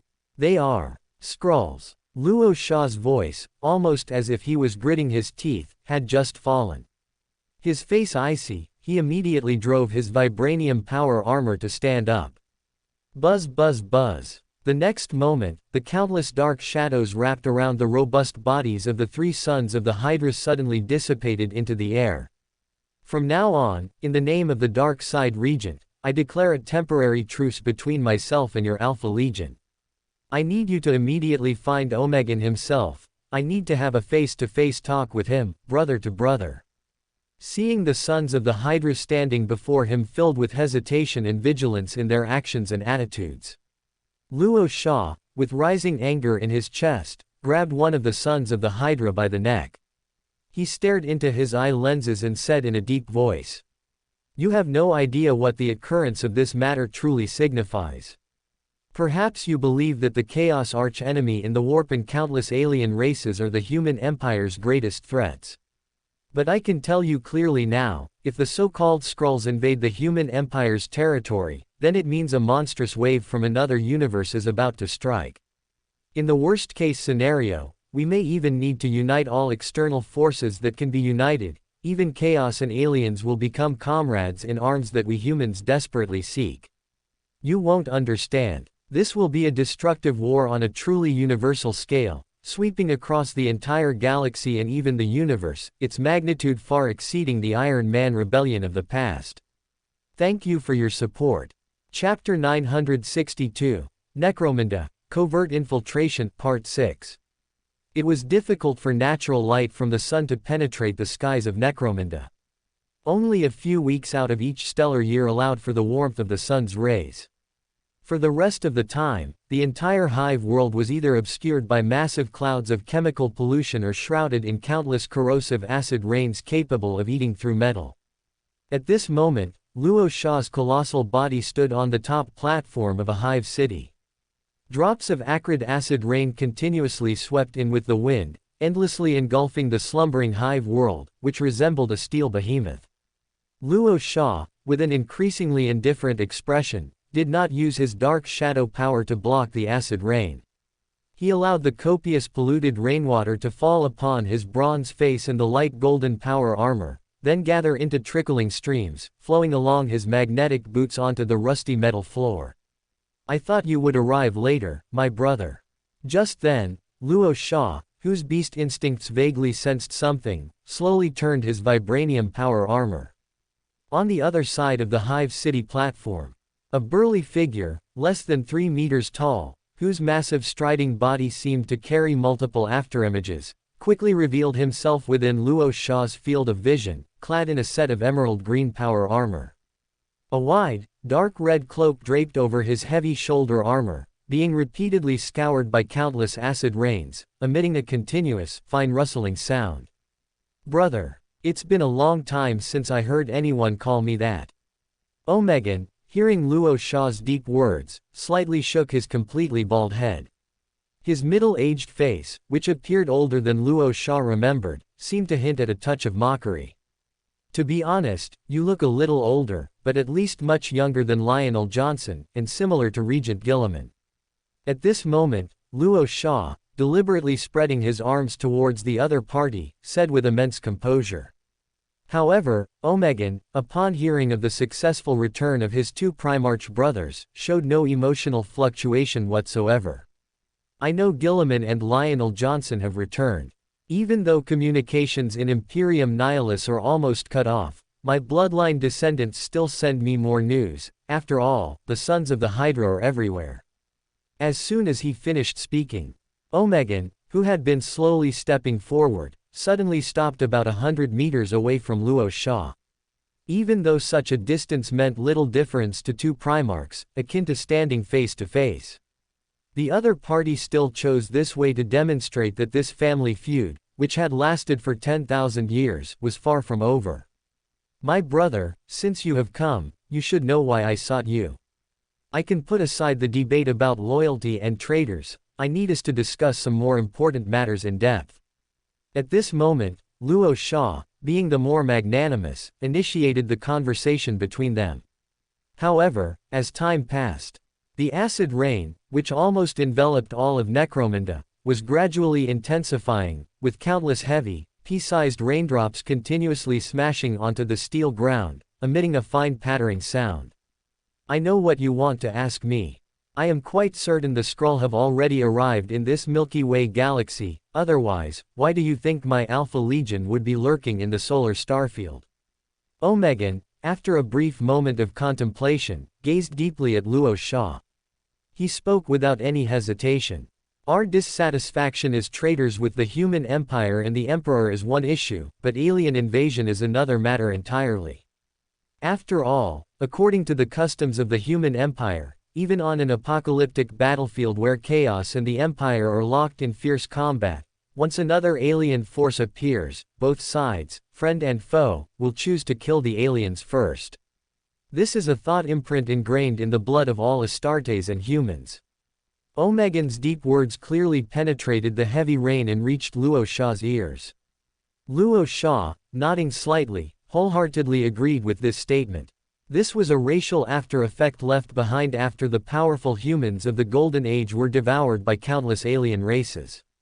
And when the Emperor established the human empire, he deeply ingrained this extreme ideology into the depths of everyone's minds. Just then, Luo Sha instinctively looked up at the dark sky and the torrential rain, then waved his hand. A layer of undulating dark shadow power completely shielded all acid rain within a 100-meter radius. His gaze fixed on the unmoving Omegan, he said in a deep voice. My brother, this is the important reason I chose to directly cease hostilities with you. We must first deal with the Skrull invasion. Omegan, according to what you know, what is the current situation? As soon as Luo Sha finished speaking, Omegan, with an indifferent expression, immediately began walking forward in his emerald green power armor. Only when he reached a few meters from Luo Sha did he slowly speak. Due to the existence of Imperium Nihilus, I cannot know the complex situation of the entire human empire. I can assure you that for now, the Skrull invasion is limited to Necromunda, but from some of the information I've recently obtained, the Skrull seem to be changing their invasion strategy. They want to completely occupy the noble class of a mortal world, thereby triggering a series of rebellions, and then continue to infiltrate towards Holy Terra. Does it feel a bit familiar? The Tyrannid Gene Stealers do the same, except the Great Devourer is for biomass, while the Skrull are for viral-like replication and spread, until the entire universe is filled with their species. Perhaps you already know from my descendants that their first battle, unfortunately, was against my Alpha Legion, and precisely because of this, they successfully absorbed the Astartes memories of the Alpha Legion, but it is precisely because the Sons of the Hydra are more familiar with the Legion's fighting style that they have been able to maintain an advantage in this covert confrontation. But there's one thing you must also understand: these alien races from your home world are quite troublesome. Even the most basic individuals can completely replicate all knowledge and abilities of a host through close contact, and every so often, they create a powerful individual called a Super Skrull, whose combat strength can even rival me, a Primarch, for short periods. More importantly, due to an unwritten ancient combat custom within the Alpha Legion, the current Skrull have already obtained a sample of my blood, which means any of them can easily transform into my likeness. Thank you all for your support. The Sons of the Hydra of the Alpha Legion possess a unique talent that other Astartes cannot master. That is, they can drink the blood of their gene father. Thereby, at the cost of their life, temporarily transform into the Primarch's appearance, and possess a portion of the Primarch's combat power. This was originally the Alpha Legion's trump card for dealing with all difficult battles. However, at present, it has become a significant reason why a large number of Skrull cannot be completely wiped out. Even Omegan believed that the amount of blood the Skrull possessed could not last long. But Luo Sha was unwilling to gamble on that possibility. At this moment, the two Primarch brothers, temporarily setting aside their past grievances, prepared to join forces to eliminate the Skrull within the Hive world. Thus, Luo Sha also frankly stated to Omegan, when he came here, he only brought 21 clan brothers of the Iron Hands and 5 giant Raven Guard whose combat power was decent. However, if these personnel were thrown into the countless Hive cities, it would be far from enough. In addition, he also successfully made the Kodo family, one of the 6 major Hive city families, submit to him, and these fanatical believers would definitely stand on their side. Omegan, who listened quietly, also stated, the Goliath family, one of the 6 major families, is actually a supporter of the Alpha Legion, and a considerable portion of their main family members have already become Sons of the Hydra. Luo Sha was not surprised by this. The Alpha Legion has been secretly active on Necromunda in the solar starfield for so long, it would be absolutely impossible without the support of external forces. And just as Luo Sha and Omegan were exchanging information, Luo Sha, with a slight frown, also asked how to track the Skrull's whereabouts. Omegan introduced without any concealment. Even though these Skrull can transform in countless ways and simulate all flesh and blood creatures, they are still alien races from other universes. They are simply unable to simulate the existence of psychic power. Whether it is normal psychic power or chaos psychic power, both have miraculous effects on the Skrull. However, precisely because of this, the Alpha Legion's librarian units under Omegan have suffered extremely heavy losses. Any Psyker is a target that the Skrull want to eliminate quickly. The storm covering all of Necromunda grew larger and larger. Some remote small hive cities began to show signs of their underhive being submerged by large amounts of biochemical sewage. Luo Sha, whose massive body stood on the Hive City platform, watched Omegan's broad back disappear at the edge of the platform. His gaze shifted to the Valkyrie transport planes rapidly ascending from the main Hive City. According to the intelligence being sent by the giant Raven Guard, A large number of Hive City enforcers from Necromunda were gradually being mobilized to deal with Underhive creatures that had invaded the lower Hive City areas to escape the flood, as well as mutant who took the opportunity to plunder supplies. At this moment, this first meeting between the Primarch brothers in 10,000 years quietly ended for now. However, even if some ideological disputes were temporarily set aside, there was still an indescribable, invisible barrier between the two sides. Moreover, if Luo Sha's keen perception of psychic power was not mistaken, he suspected that Omegan, the current master of Hydra, had already autonomously awakened his warp essence and possessed combat capabilities not inferior to his own. As for whether this was a good thing or a bad thing, that would depend on whether their upcoming cooperation was smooth. Thinking of this, Luo Sha, who subconsciously narrowed his eyes, suddenly flipped his massive palm. A hypercube labyrinth slowly emitting green light appeared deep in his palm. Then, Luo Sha, expressionless, calmly put away the hypercube labyrinth. Not long after, Luo Sha, who successfully returned to the Kodo family palace, immediately issued more orders. He needed to secretly meet with the patriarchs and main family members of the other 4 major Hive City families in his official capacity as the Dark Side Regent. In addition, the governor and the local head of the Arbits, as well as the Imperial Guard generals, must also come to pay homage to him, a Primarch. On one hand, Luo Sha needed to consolidate command over the entire Hive world. On the other hand, it was also because he needed to carefully discern whether any Skrull had already infiltrated the noble class. And as time continued to pass, inside a magnificent palace belonging to the Kodo family, it was gradually filled with human nobles, each with varying expressions and flickering eyes. They deliberately slowed their breathing, cautiously looking towards the Primarch my lord seated at the top of the palace.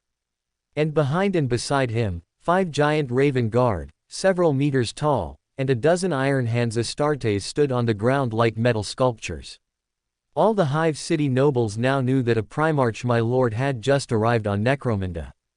No one could easily ignore the terrifying reputation of Luo Sha, the Dark Side Regent of the Human Empire, the brother of Regent Gilliman, and the master of the Calamity Legion.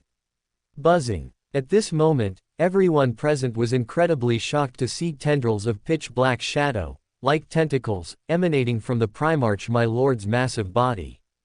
These psychic power, seemingly possessing vital activity, began to spread throughout the entire palace. Every trembling human noble had their fragile, slightly shaking body slowly brushed by the pitch-black shadow. After everyone present had completed the necessary inspection, Luo Sha, suddenly opening his eyes, while verbally reassuring the many human nobles, issued orders to the local generals to mobilize more Imperial Guard and Hive City enforcers. Not long after, Luo Sha, with a calm expression, slowly dismissed everyone. He also deliberately left behind the patriarch of the Delic family, one of the Hive City families, and the governor, who always maintained a faint smile on his face. Skrull, since you have been dealing with the Alpha Legion for so long, you should know that your identities have been exposed, right? At this moment, Luo Sha gazed with interest at the 2 individuals who were still maintaining their disguise. His low voice slowly echoed throughout the empty palace. Respected Primarch my lord, I don't know what you are talking about. The Delic Patriarch, with a slightly surprised expression, paused for a moment and couldn't help but exclaim. Bang! However, in the next second, the governor, who had just had an expression of surprise, suddenly stomped hard on the smooth floor. His entire body directly leapt into the air, lunging towards Luo Sha. This seemingly ordinary human noble's flesh and blood rapidly wriggled all over his body, instantly transforming into an incredibly agile Calidus assassin. Immediately after, a green glowing star god phase sword was aimed squarely at Luo Sha's enigmatic, bronze-colored face. For the gods of creation, thank you for your support. The Calidus assassin from the Assassin Temple was undoubtedly a formidable opponent. After all, their highest achievement in the past was successfully assassinating a Primarch. However, even if the Skrull could perfectly replicate the Calidus assassin's resilient physique, and even absorb all the training memories the opponent possessed. But a fake is always a fake. The Skrull could never learn the Calidus assassin's fearless fighting spirit and will. At this moment, seeing the Star God Faye's blade, firmly clutched in the Skrull's palm, about to reach Luo Sha. Luo Sha, with an utterly calm expression, made no move to counterattack. Swoosh, swoosh, swoosh. With the subtle sound of shadow step. Two burly giant Raven Guard, with agility far beyond anyone's imagination, stepped forward to the Primarch.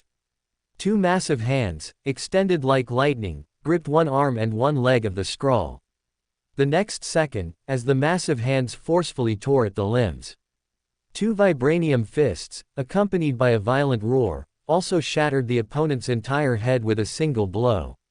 Splatter. Under everyone's gaze, a large pile of corpse fragments, wriggling and deforming into the shape of a Skrull, suddenly fell to the ground.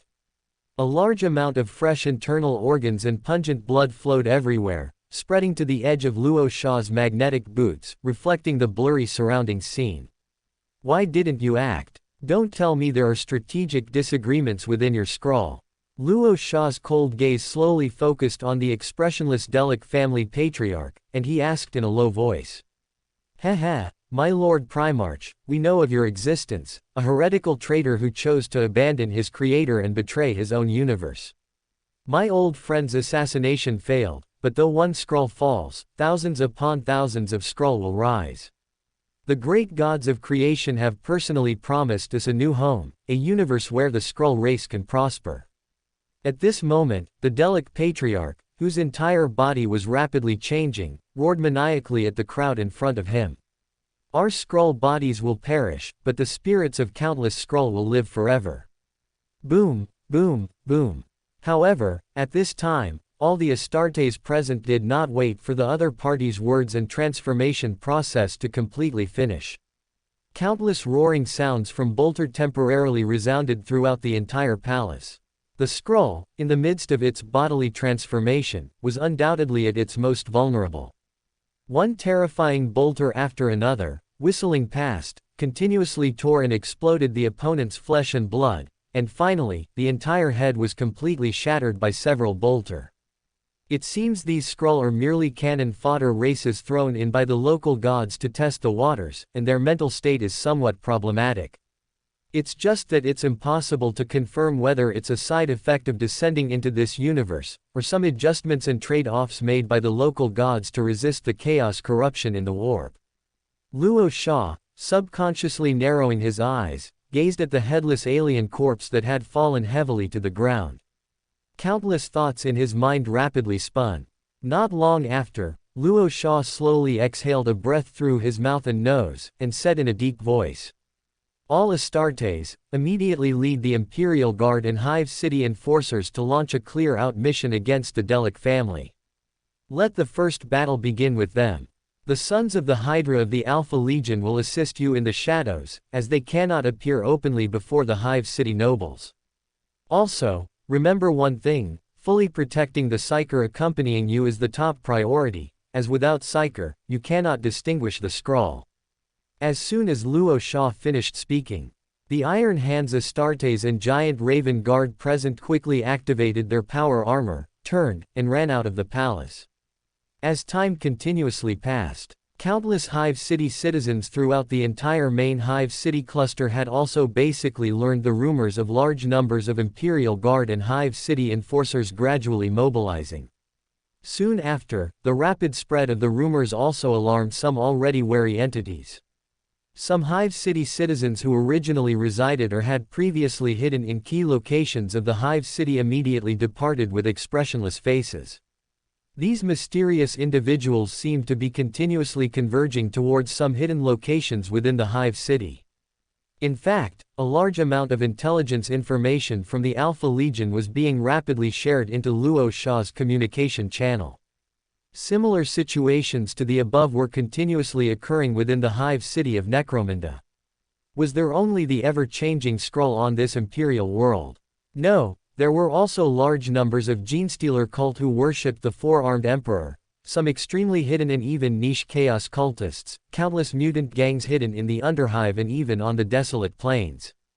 In other words, Luo Sha's harsh method of directly mobilizing the Imperial Guard and Hive City enforcers to attack the Delic family had already caused countless hidden forces to gradually reveal their menacing figures.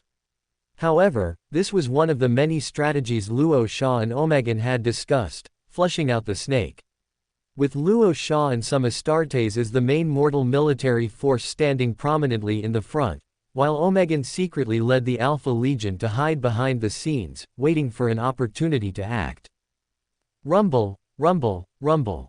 The countless laser beams from the Imperial Guard and the roaring artillery fire of the Leman Russ tank completely illuminated the dim environment of an attached Hive City.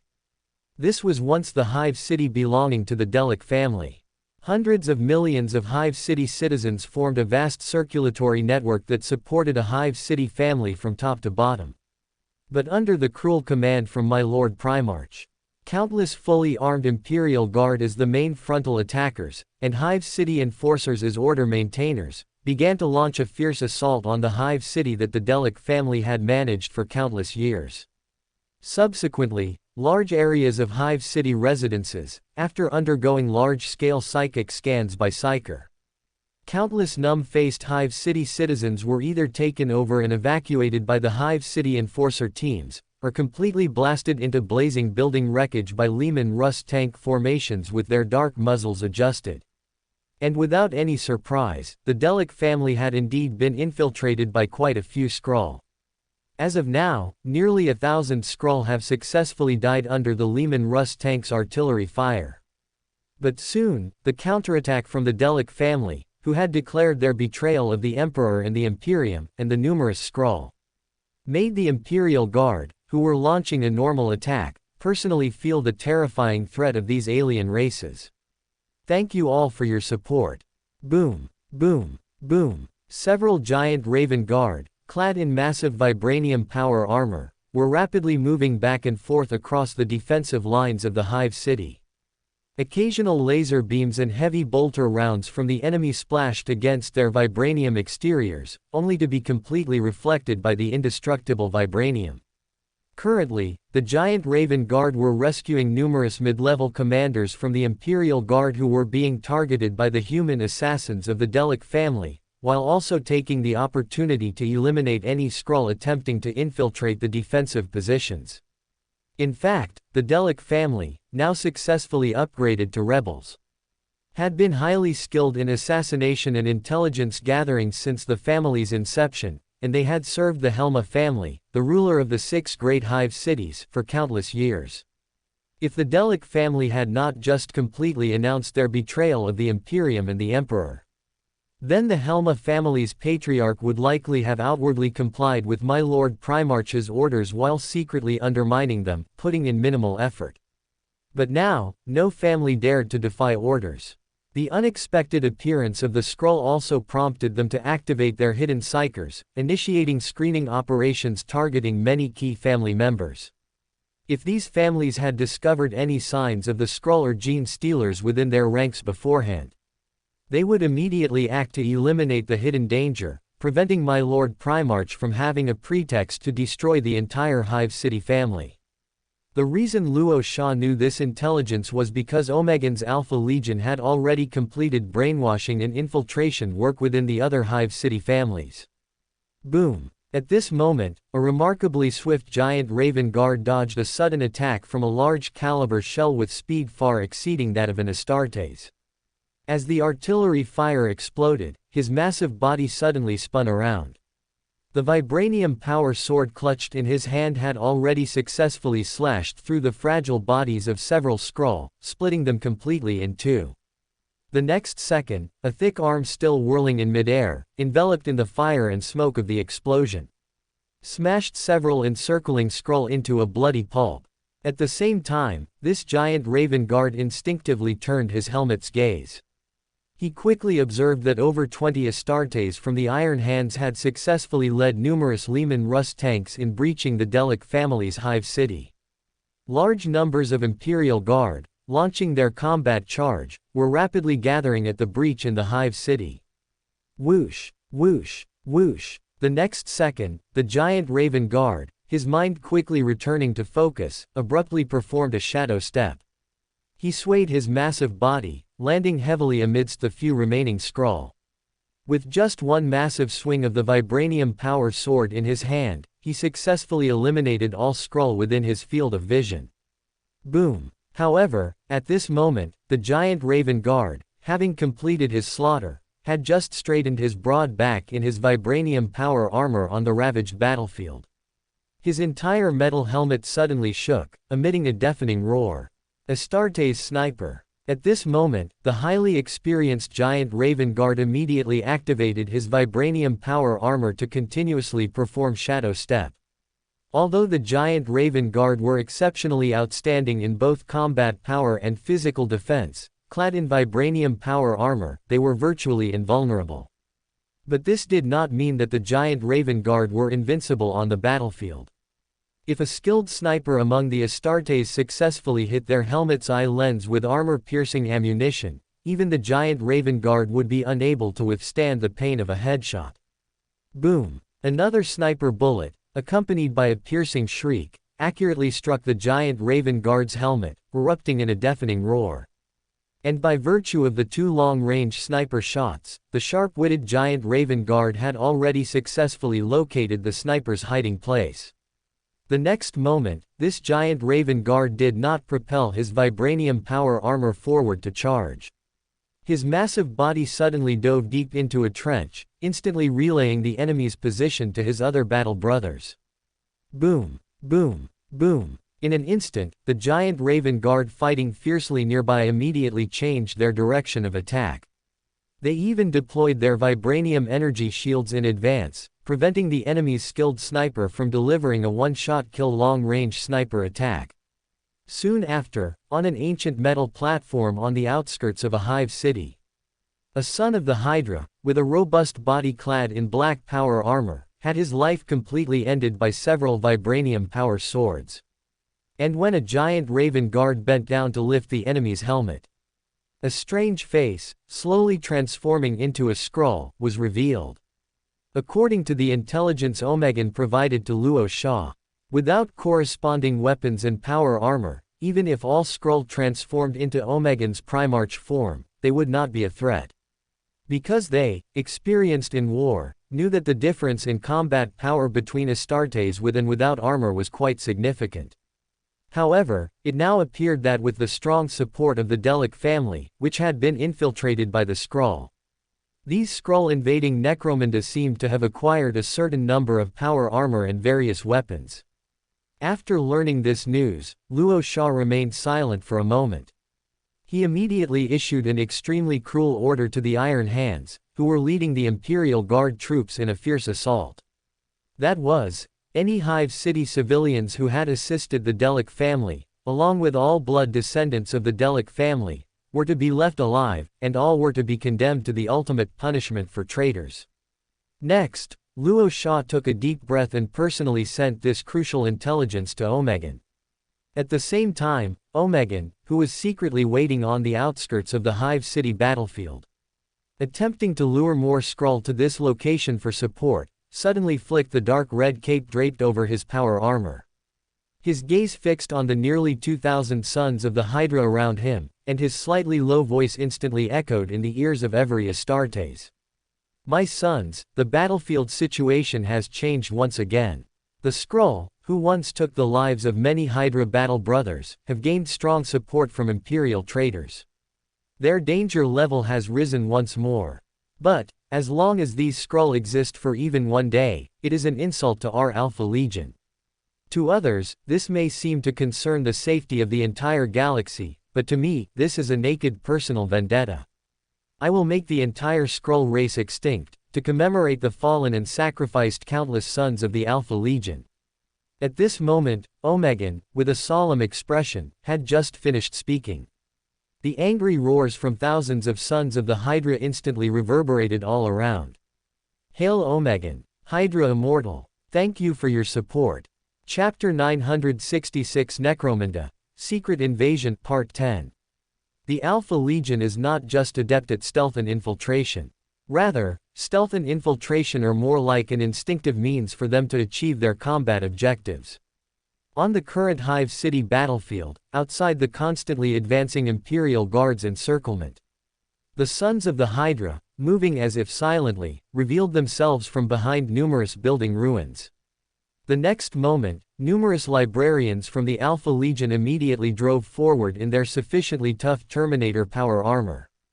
They raised the power staves in their palms and conducted large-scale psychic screening of allies and enemies in every area. And once a Skrull was discovered attempting to transform into a mortal warrior casualty to sneak through and breach the blockade, the Sons of the Hydra, in groups of 3 to 5, swiftly moved forward, ending the enemy's life with the most concealed combat methods. Rumble. At this moment, the Imperial Guard, who were massacring members of the Delic family within the Hive City, and the Astartes of the Iron Hands, seemed to have encountered fierce counterattacks from deeper within the Hive City. Subsequently, under the horrified gazes of countless Imperial Guard, Skrull forces, driving black power armor and wielding bolters, gradually appeared within everyone's field of vision. As a result, the Imperial Guard, who had originally possessed a strong desire to fight, suffered heavy casualties in their frontline units immediately upon engaging the enemy. Therefore, the commander immediately redeployed the vast majority of mortal warriors back to the front lines, also completely clearing the battlefield for more Sons of the Hydra who had quietly appeared. In an instant, the artillery fire from Leman Russ tanks and the violent roar of bolters resounded throughout the entire Hive City. The Sons of the Hydra from the Alpha Legion engaged in incredibly fierce combat with numerous Skrulls disguised as Astartes. And because the Skrulls used the Alpha Legion as their combat template for the Astartes, it resulted in nearly identical offensive and combat styles between the two sides, as if the Alpha Legion itself was engaged in a civil war. Boom, boom, boom. However, at this moment, several Sons of the Hydra squads engaged in close-quarters combat with the Skrull forces suddenly encountered an irresistible, fierce assault. Amidst countless flying power armor fragments, the immensely heavy and sturdy bodies of the Sons of the Hydra were violently thrown backward. The next moment, hundreds of Skrulls, identical in size to the Sons of the Hydra, but with combat capabilities that almost completely overwhelmed them, gradually revealed themselves on the Hive City battlefield. At this moment, several Alpha Legion captains, who were commanding their companies to launch a fierce assault, immediately made a judgment. These were likely false Primarchs, mass-produced by the desperate Skrulls who had expended all the Primarch blood they had obtained. Thump, thump, thump. It was at this moment that a seemingly unremarkable Son of the Hydra suddenly changed his direction of attack. And as the opponent's combat charge gradually accelerated, layers of blurred phantom images, pulling back and forth in the murky air, immediately appeared around his entire sturdy body. Subsequently, a pale spear, suddenly extending outward, was firmly gripped in his palm. This was none other than Alpharius Omegon, the Supreme Hydra, who had been disguised as an ordinary Astartes all along. PFF'd. Just a few seconds later, a pale spear, accompanied by a piercing shriek, heavily penetrated the power armor of a Skrull Primarch. Omegon, with incredibly agile and swift footwork, didn't even wait for the opponent to fully react. The pale spear, striking out like lightning, once again pierced through the alien Primarch's metal helmet. Buzz, buzz, buzz. More than a dozen humming chainswords and power swords struck heavily at Omegon's sturdy body. However, every close combat weapon that touched the blurred phantom images around Omegon seemed to completely miss the target that was so close at hand. It was as if Omegon himself was not within everyone's attacking sight. The next second, Omegon, who suddenly spun a pale spear around his waist, also relied on the alien weapon's invincibility to successfully disembowel these attacking alien Primarchs. However, more alien Primarchs, who were crushing the Sons of the Hydra, also discovered Omegon's presence. A large number of Skrulls, intending to perform decapitation tactics, swiftly surrounded the Alpha Legion's lord. Rumble. At this moment, the thick metal ceiling above the Hive City battlefield, already covered with marks of artillery impacts, suddenly emitted a deafening roar. A massive body, enveloped in a large amount of pitch-black shadow, heavily landed in the center of the Hive City battlefield, simultaneously splashing out countless dust and shattered corpses. The next moment, as Luo Sha spread his thick arms, shadow clones, existing for extremely short periods, tightly gripping shadow weapons, swept towards all the surrounding Skrulls. In particular, many of the false Primarchs who had just surrounded Omegan immediately received special attention from the shadow clones. At this moment, these Skrulls, who were already extremely averse to psychic power, temporarily abandoned their plan to besiege Omegan. Only a dozen or so false Primarchs continued to contend with him. The rest immediately drove their power armor to change their direction of attack, launching a fierce assault on Luo Sha, who posed a greater threat. But this seemed to be exactly what Luo Sha wanted. He watched as the number of surrounding Skrulls grew larger and larger. The shadow clones, spread across most of the battlefield, suddenly dissipated into the murky air. Subsequently, wisps of pitch-black shadow did not return to his main body, but instantly transformed into large shadow crows. The next moment, a terrifyingly large storm of shadow crows suddenly appeared over the entire Hive City battlefield. Many of the sons of the Hydra who were fighting had to forcefully plunge their close combat weapons into the ground, maintaining a kneeling posture, to avoid being swept into the air by the terrifying storm that engulfed all the surrounding Skrulls. Soon after, when the shadow storm gradually subsided and the terrifying winds completely calmed down, countless shadow crows instantly condensed into Luo Sha's massive body. At this moment, there was almost no trace of Skrulls in the center of the entire Hive City battlefield. Only in some hidden corners at the edges of the battlefield. There were still some Skrulls, completely intimidated by the terrifying scene that had just occurred, attempting to flee outward. And the Alpha Legion, reacting even more swiftly, immediately reformed a dense encirclement. They swore they would never let any Skrull escape. If you had come earlier, my sons could have suffered fewer casualties. At this moment, Omegan, whose sturdy body continuously emitted layers of phantom images, drove his power armor to Luo Sha's front. And Luo Sha, slowly removing his skull helmet, shook his head slightly, saying in a solemn, deep voice, "I also wanted to rush here immediately, but our previous plan to beat the bush to startle the snake seems to have been too effective. Many gene stealer cults hidden beneath Necromunda's countless hive cities launched their rebellion prematurely. Thank you all for your support." With Luo Sha's arrival, the Skrull hiding within the Delic family undoubtedly suffered a devastating blow. After the entire hive city was thoroughly breached by the Alpha Legion, and carnage had ensured that not a single living creature could be found inside, squads of the Alpha Legion Sons of the Hydra, personally led by numerous librarian units, conducted repeated psyker screenings of the entire battlefield ruins. Judging by their obsessive behavior, it's easy to imagine the painful and indelible lessons the Skrull invasion brought to the Astartes when they first invaded the Alpha Legion. Now, both Luo Sha and Omegan believe there are no longer any signs of Skrull on Necromunda. The massive threat from the Skrull seems to have been successfully neutralized by them. Even if there are some scattered Skrulls still hiding in other hive cities, the harm they can cause is not a big problem. They can be easily dealt with by dispatching psykers for regular screening. After all, Skrull are not orcs, who grow in large numbers just by digging a hole and pouring water. However, the Imperial Guard and Alpha Legion, who had just finished their battle, did not rest for long. Everyone was immediately thrown into intense combat against the Genestealer cult. Not long after, large numbers of elite forces from other Hive City families were also fully mobilized by Luo Sha. With the complete downfall of the Delic family, no one in the entire Hive world could defy the orders of the Dark Side Regent my lord. In the period that followed, in the under-Hive City areas of various Hive cities, large numbers of heavy vehicle combat formations, secretly hoarded by the Hive City families, launched a carnage-like offensive against the Genestealer cult. Due to the Genestealer cult being forced into rebellion, their weaponry and the number of combat personnel were far from sufficient to launch a rebellion.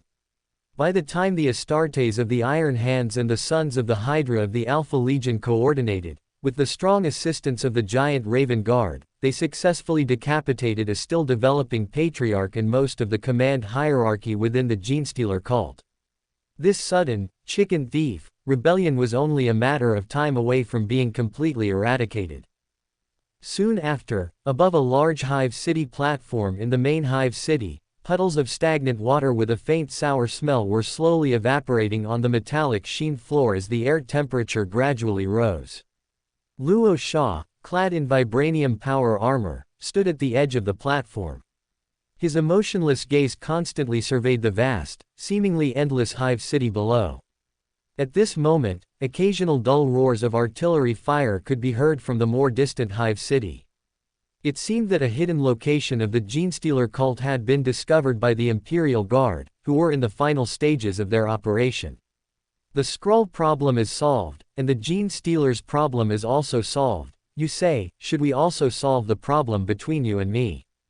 At this moment, Luo Sha, without turning his head, slowly spoke to Omegan, who had just arrived above the hive city platform. Heh. Even though my Alpha Legion paid a heavy price, there are still 1,500 combat-capable Astartes. With only 20-some Astartes left in your Astartes Legion, what else can you do? Omegan, slowly driving his power armor forward, subconsciously tugged at his dark red cloak. He spoke coldly to Luo Sha, without any regard for their relationship. Omegan, this is a matter between us Primarch brothers, why involve our children? For us, it only adds to the casualties. Luo Sha, with a calm expression, slightly turned his head. He gazed at Omegan, who was much shorter than him, and continued. Brother, can you tell me why your Alpha Legion betrayed the human empire? And why did you become dissatisfied with the Emperor? At this moment, Omegan seemed to fall silent upon hearing Luo Sha's question. He gazed at the gloomy sky of the hive world, which had once again turned dark, and said faintly. If I said I never betrayed the human empire and the Emperor, would you believe me? And in response to Omegan's words, Luo Sha, with a solemn expression, slowly nodded and said. I do believe that, because neither you nor your children have been tainted by any chaos corruption, so, it was Alpharius who chose to betray back then. However, Omegan showed no extra emotional fluctuations in the face of Luo Sha's firm statement. He couldn't help but sneer, saying in a deep voice. What's the difference? We are Primarch twins, Alpharius is me, and I am Alpharius. Furthermore, after completely breaking free from the control of the Empire and even the Emperor, I feel much freer, and it's as if I've successfully returned to the nomadic life before joining the human empire. The only difference is that I now have many children around me who need my care. As soon as Omegan finished speaking, Luo Sha, with a slight sigh from his nose and mouth, said to him with utmost sincerity. Come back, my brother. The human empire and indeed the entire galaxy are now fraught with crises. You and your children might be able to stay out of it, but once the human empire and the entire galaxy fall into an irreversible state of destruction, do you think you can completely stand aside? Will the chaos gods in the warp and the countless alien races consider you not to be enemies? Regent Gilliman and Lionel Johnson have successfully returned to the Empire, and I believe more Primarch brothers will return in the days to come. If all of us Primarch brothers can unite as one force, then even the current Emperor cannot easily change the powerful will of us Primarchs. My brother, as long as you are willing to return to the human empire, even if you plan to completely dismantle and rebuild the entire human empire in the future, I will definitely stand on your side. At this moment, Luo Sha's deep words penetrated Omegan's ears like a spell. And Omegan, whose brows twitched slightly, clearly showed signs of being moved. However, the next second, Omegan's expression instantly turned cold, and he immediately drove his power armor, leaping dozens of meters backward. After his magnetic boots landed heavily, two white short spears, which had been hidden behind his waist, were also firmly clasped in his hands. Heh, you talk too much. Come on, my brother, if you can defeat me on the spot, I will immediately lead the entire Alpha Legion back to the human empire, and I will honor you, Luo Sha, as my superior. But if you lose, then we'll see each other next time. Thank you all for your support. Boom. A vibranium magnetic boots, glowing with a faint golden light, forcefully stomped on the thick metal floor of the main nest platform, letting out a deafening roar. Luo Sha's massive body suddenly leapt into the air, his huge palm slightly cupped. A shadow scythe, rapidly condensed from strands of pitch-black shadow, suddenly slashed down towards Omegan. Clang! The massive shadow scythe, trailing a large amount of pitch-black wake, intersected with the pale spear in Omegan's hands. The terrifying impact generated from this seemed to make the entire main nest platform sway back and forth. The next second, Omegan, a cold smile forming at the corner of his mouth, suddenly lifted one of his magnetic boots. He kicked Luo Sha squarely in the chest and abdomen, forcing his entire muscular body to stumble back a few steps. Regarding Luo Sha's current physical strength, the other Primarch brothers found it almost impossible to parry him for long. Especially Omegan, who was clearly at a disadvantage in terms of size. He had to completely draw Luo Sha into the combat rhythm he was most skilled at to achieve the glory of victory. Crack! In a flash, the pale spear in Omegan's two palms instantly merged into one. He then immediately redirected the pale spear's thrusting direction, unleashing a dazzling and graceful combat technique with an intricate trajectory towards Luo Sha, who had once again stepped forward. And as the vibranium armor shell and the pale spear collided, noticeable shallow pits, each only the size of a fingertip but nearly penetrating the vibranium armor shell, appeared one after another on Luo Sha's chest armor. Do you think my pale spear can't pierce your armor shell? This is just a small reminder for you. At this moment, Omegan, whose entire muscular body instantly stepped back, nimbly dodging several horizontal sweeps of the shadow scythe, held the pale spear inverted in his hand. He spoke indifferently to Luo Sha, whose expression grew increasingly aloof. Buzz buzz buzz. At this moment, Luo Sha, taking a deep breath through his nose and mouth, casually dissipated the shadow scythe tightly held in his massive palm. His entire body began to emanate a large amount of pitch-black shadow. Just a moment later, the warp essence liberation state of a crow-headed, human-bodied being immediately appeared within Omegan's field of vision. Brother, we were just warming up. Now, please experience the true power of a Primarch. Luo Sha's entire body was completely enveloped by countless pitch-black shadow. The freely radiating psychic power seemed to cause drastic changes in the weather. Layers of dim clouds began to rapidly gather above the main nest platform. The air temperature within tens of kilometers instantly dropped to freezing point. The next moment, he slowly crossed his hands, which had instantly transformed into massive shadow claws, in front of his chest, and then his entire massive body instantly initiated shadow step. Boom boom boom. In an instant, Omegan, who had no time to react, was instantly blasted into the air like a rag doll flailing back and forth. Even if the blurry illusion covering his muscular body seemed to be able to weaken any external attacks, and occasionally even cause Luo Sha's iron fists and claws to miss.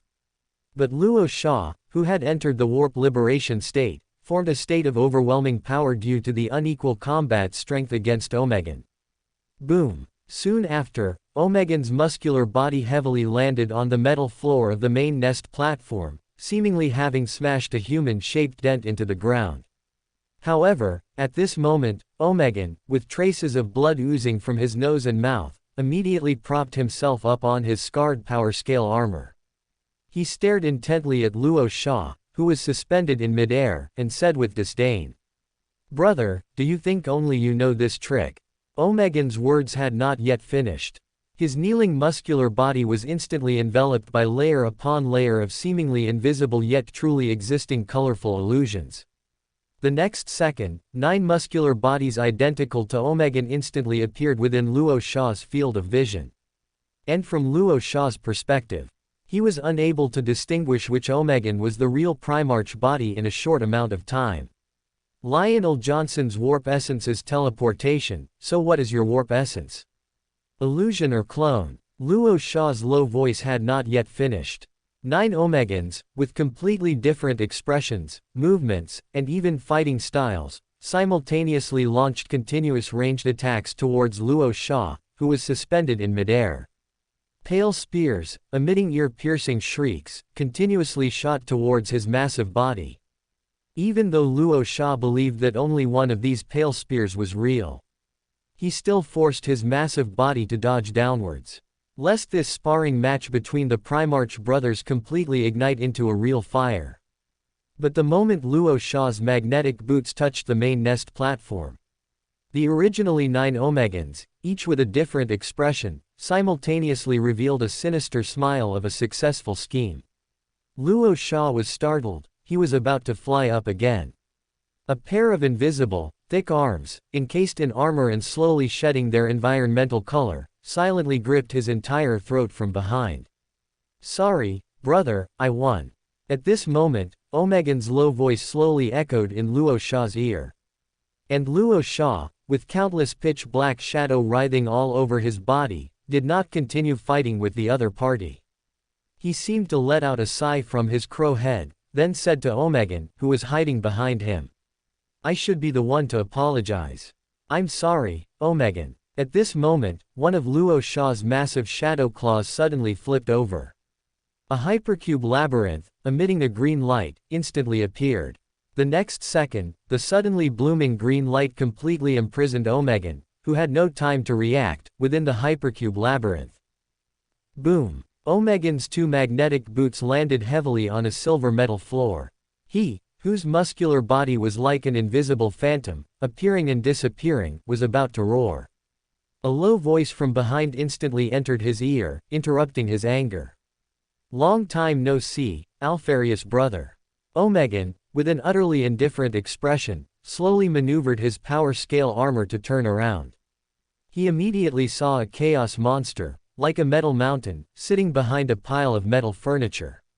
"You are Perturabo. You've completely embraced chaos. You've ascended to become a demon prince." At this moment, Perturabo, upon hearing Omegan's gloomy words, seemed to subconsciously let out a fleeting sigh of helplessness. He slowly put down a hand-carved Kingslayer chess piece in his metal palm. That massive metal head spoke in a deep voice towards Omegan. "If I hadn't ascended back then, I would have truly died. Never mind me for now, it seems you were also ambushed by that kid Luo Sha, weren't you? It seems my thoughts about 22 were never wrong, he is indeed a treacherous and despicable scoundrel. Thank you for your support." Chapter 969. Return to the fleet and the whereabouts of the Soul Stone. In fact, when Luo Sha first encountered the Alpha Legion and Omegan on Necromunda, he had no intention of letting them escape his control again. He had finally met a Primarch brother. Furthermore, this Primarch had little to do with chaos and even maintained a certain loyalty to the Emperor and humanity. Therefore, even if forcibly keeping him would completely destroy the hard-earned tacit trust between them, Luo Sha was willing to do so. As for how he would resolve the accumulated contradictions with Omegan later, Luo Sha was still considering it. However, the most urgent task was to have the Alpha Legion, who were still in the Hive City, return to the Typhoon Fleet with Luo Sha. So, Luo Sha, holding the Hypercube Labyrinth, began to repeatedly persuade the imprisoned Omegan with shadow clones. After an unknown number of Luo Sha's shadow clones were completely torn apart by Omegan, the gradually calming Omegan revealed some secret codes of the Alpha Legion to Luo Sha. Luo Sha could use these secret codes to gain the trust and command authority of the Alpha Legion. Soon after, witnessed by countless Hive City nobles, Dark Side Regent Luo Sha successfully led the Alpha Legion, who had gained command authority, as well as the giant Raven Guard and other Astartes, into the teleportation gate back to the Typhoon Fleet. From then on, the Primarch My Lord's descent became a legend circulating on Necromunda. And through the spread of countless passing ships, it reached Imperial worlds throughout the solar starfield. Deep within the native universe, on the planet Xandar, Wild Wolf Luo Sha, with his massive body clad in power armor, sat on a pile of building ruins and subconsciously raised his gray-haired head. He gazed beyond the azure atmosphere at the massive metal ships slowly docking in low orbit, and subconsciously exhaled a breath mixed with the scent of blood. At this moment, beside one of his magnetic boots, a tattered corpse belonging to Ronan the Accuser lay silently, seemingly covered in gruesome marks from repeated heavy weapon impacts. But more importantly, on Wild Wolf Luo Sha's other hand, 5 Infinity Stones were slowly emitting energy light from within the dark golden Infinity Gauntlet. The Power Stone is successfully acquired, and planet Xandar has also been successfully occupied by the Astartes company. If it's properly developed, it can serve as one of the stepping stones for human influence to radiate to other planets. But why do I always feel something is not right? Why didn't Thanos come to stop me? Does he really believe that 6 Infinity Stones cannot resist the Cosmic Cube? And where is the last of the Infinity Stones, the Soul Stone? I'm completely at a loss right now. Wild Wolf Luo Sha, unable to help but blink his wolf eyes, muttered to himself. Not long ago, he successfully led the giant Raven Guard Company and the Raven Guard Company in a landing operation targeting planet Xandar. Because these Xandarians, who considered themselves the universe police, were unwilling to hand over the Power Stone even though they couldn't resist the terrifying invasion from Ronan the Accuser. In desperation, Wild Wolf Luo Sha could only launch a fierce attack against both sides in a 1 versus 2 manner. And after this 12-hour landing battle, Wild Wolf Luo Sha could guarantee 100% that, in the native universe, unless they encountered terrifying beings with individual combat power far exceeding imagination, the battle-hardened Astartes were undoubtedly the most powerful combat unit among countless cosmic races when facing large-scale warfare. If one thought about it carefully, this situation was also quite reasonable. Even if large-scale wars spanning several star systems and even sectors had occurred in the native universe, under the mediation and protection of those terrifying beings, no war would escalate to the severe extent of engulfing the entire universe. Therefore, the intensity of the war would not reach the almost insane and terrifying state of the Warhammer universe. Click. At this moment, a subtle sound of approaching footsteps suddenly interrupted Wild Wolf Luo Sha's thoughts. His giant hand subconsciously gripped the breaker Warhammer thrown aside. The Infinity Gauntlet on his other hand was already clenched into a fist. Who exactly are you people? Why are you collecting the legendary Infinity Stones? A green-skinned alien woman cautiously approached Wild Wolf Luo Sha, asking him with extreme vigilance. I remember your Gamora. You're Thanos' daughter. Given that you helped us attack the Kree warship, I'll spare your life. Leave this planet immediately with your companions. Wild Wolf Luo Sha said with an indifferent expression. I'm not with those guys at all. They just want to sell the Power Stone for a good price and don't even know what the existence of the Infinity Stones truly represents. At this moment, Gamora subconsciously turned her head and gazed at several figures in the distance, then took a deep breath. She turned back to Wild Wolf Luo Sha and continued, also, although I was raised by Thanos himself, I wish I could eat him alive. Because he once killed my mother and half of my people. You are a strong one, and you have now gathered 5 Infinity Stones. Don't you want to complete the number of Infinity Stones? If you do, you will gain a great power capable of recreating the universe. As Gamora's words fell, Wild Wolf Luo Sha, who had been deep in thought, suddenly raised his head. His gaze fixed on Gamora's green face, and he said, word for word, so, you know the exact whereabouts of the Soul Stone. That's right, it's a secret even Thanos doesn't know. I can help you find the Soul Stone, but in exchange, you must kill Thanos for me after you gather all the Infinity Stones. Gamora, her face growing colder, growled through clenched teeth. Upon hearing her words, Wild Wolf Luo Sha slightly moved his Infinity Gauntlet, but ultimately chose not to activate the power of the Infinity Stones. Gamora, we will do everything we can to kill Thanos without you even asking, because our faction inherently has irreconcilable conflicts with Thanos' side. We are mortal enemies who must fight to the death upon meeting. How about this? If you truly help us find the Soul Stone, I can promise you one wish on behalf of my Primarch brother. Whatever you desire in the future, as long as it's something we can successfully achieve, we will definitely fulfill your request. How does that sound? As Wild Wolf Luo Sha's words slowly faded, Gamora's expression shifted repeatedly before she finally nodded forcefully. Deal. Thank you for your support. Inside the Hypercube labyrinth, Perturabo, who was the size of a metal mountain, was playing chess with the expressionless Omegan. Beside them, Luo Sha's shadow clone flickered in and out of existence, carefully observing the game. It could be said that the two Primarchs' chess styles reflected their combat styles. Perturabo preferred to keep his pieces under control, slowly advancing in large battle formations. Omegan liked to hide his most important pieces, showing no emotional fluctuation even when sacrificing lesser pieces as an attack cost.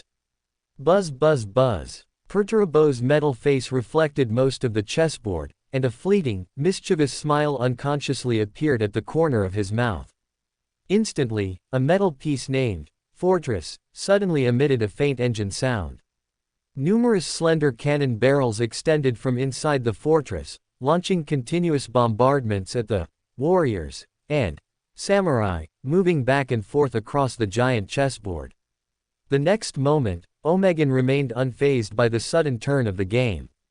He pointed a finger slightly. Metal pieces named Priest and General vigorously wielded their scepters and power swords, covering the Emperor and Queen, as they quickly entered Perturabo's board area. Meanwhile, Perturabo's citizens and princesses, surrounded by a large number of warriors and samurai, immediately launched a continuous siege against the Emperor and Queen, who had entered their board area. However, the Emperor and Queen were crucial pieces that could decide the outcome of the game. When the meticulous Omegan sacrificed the Queen to allow the Emperor to face Perturabo's Emperor, the outcome of this Kingslayer chess match was already clear. Even Luo Sha, an amateur who only knew a little, understood who won and who lost.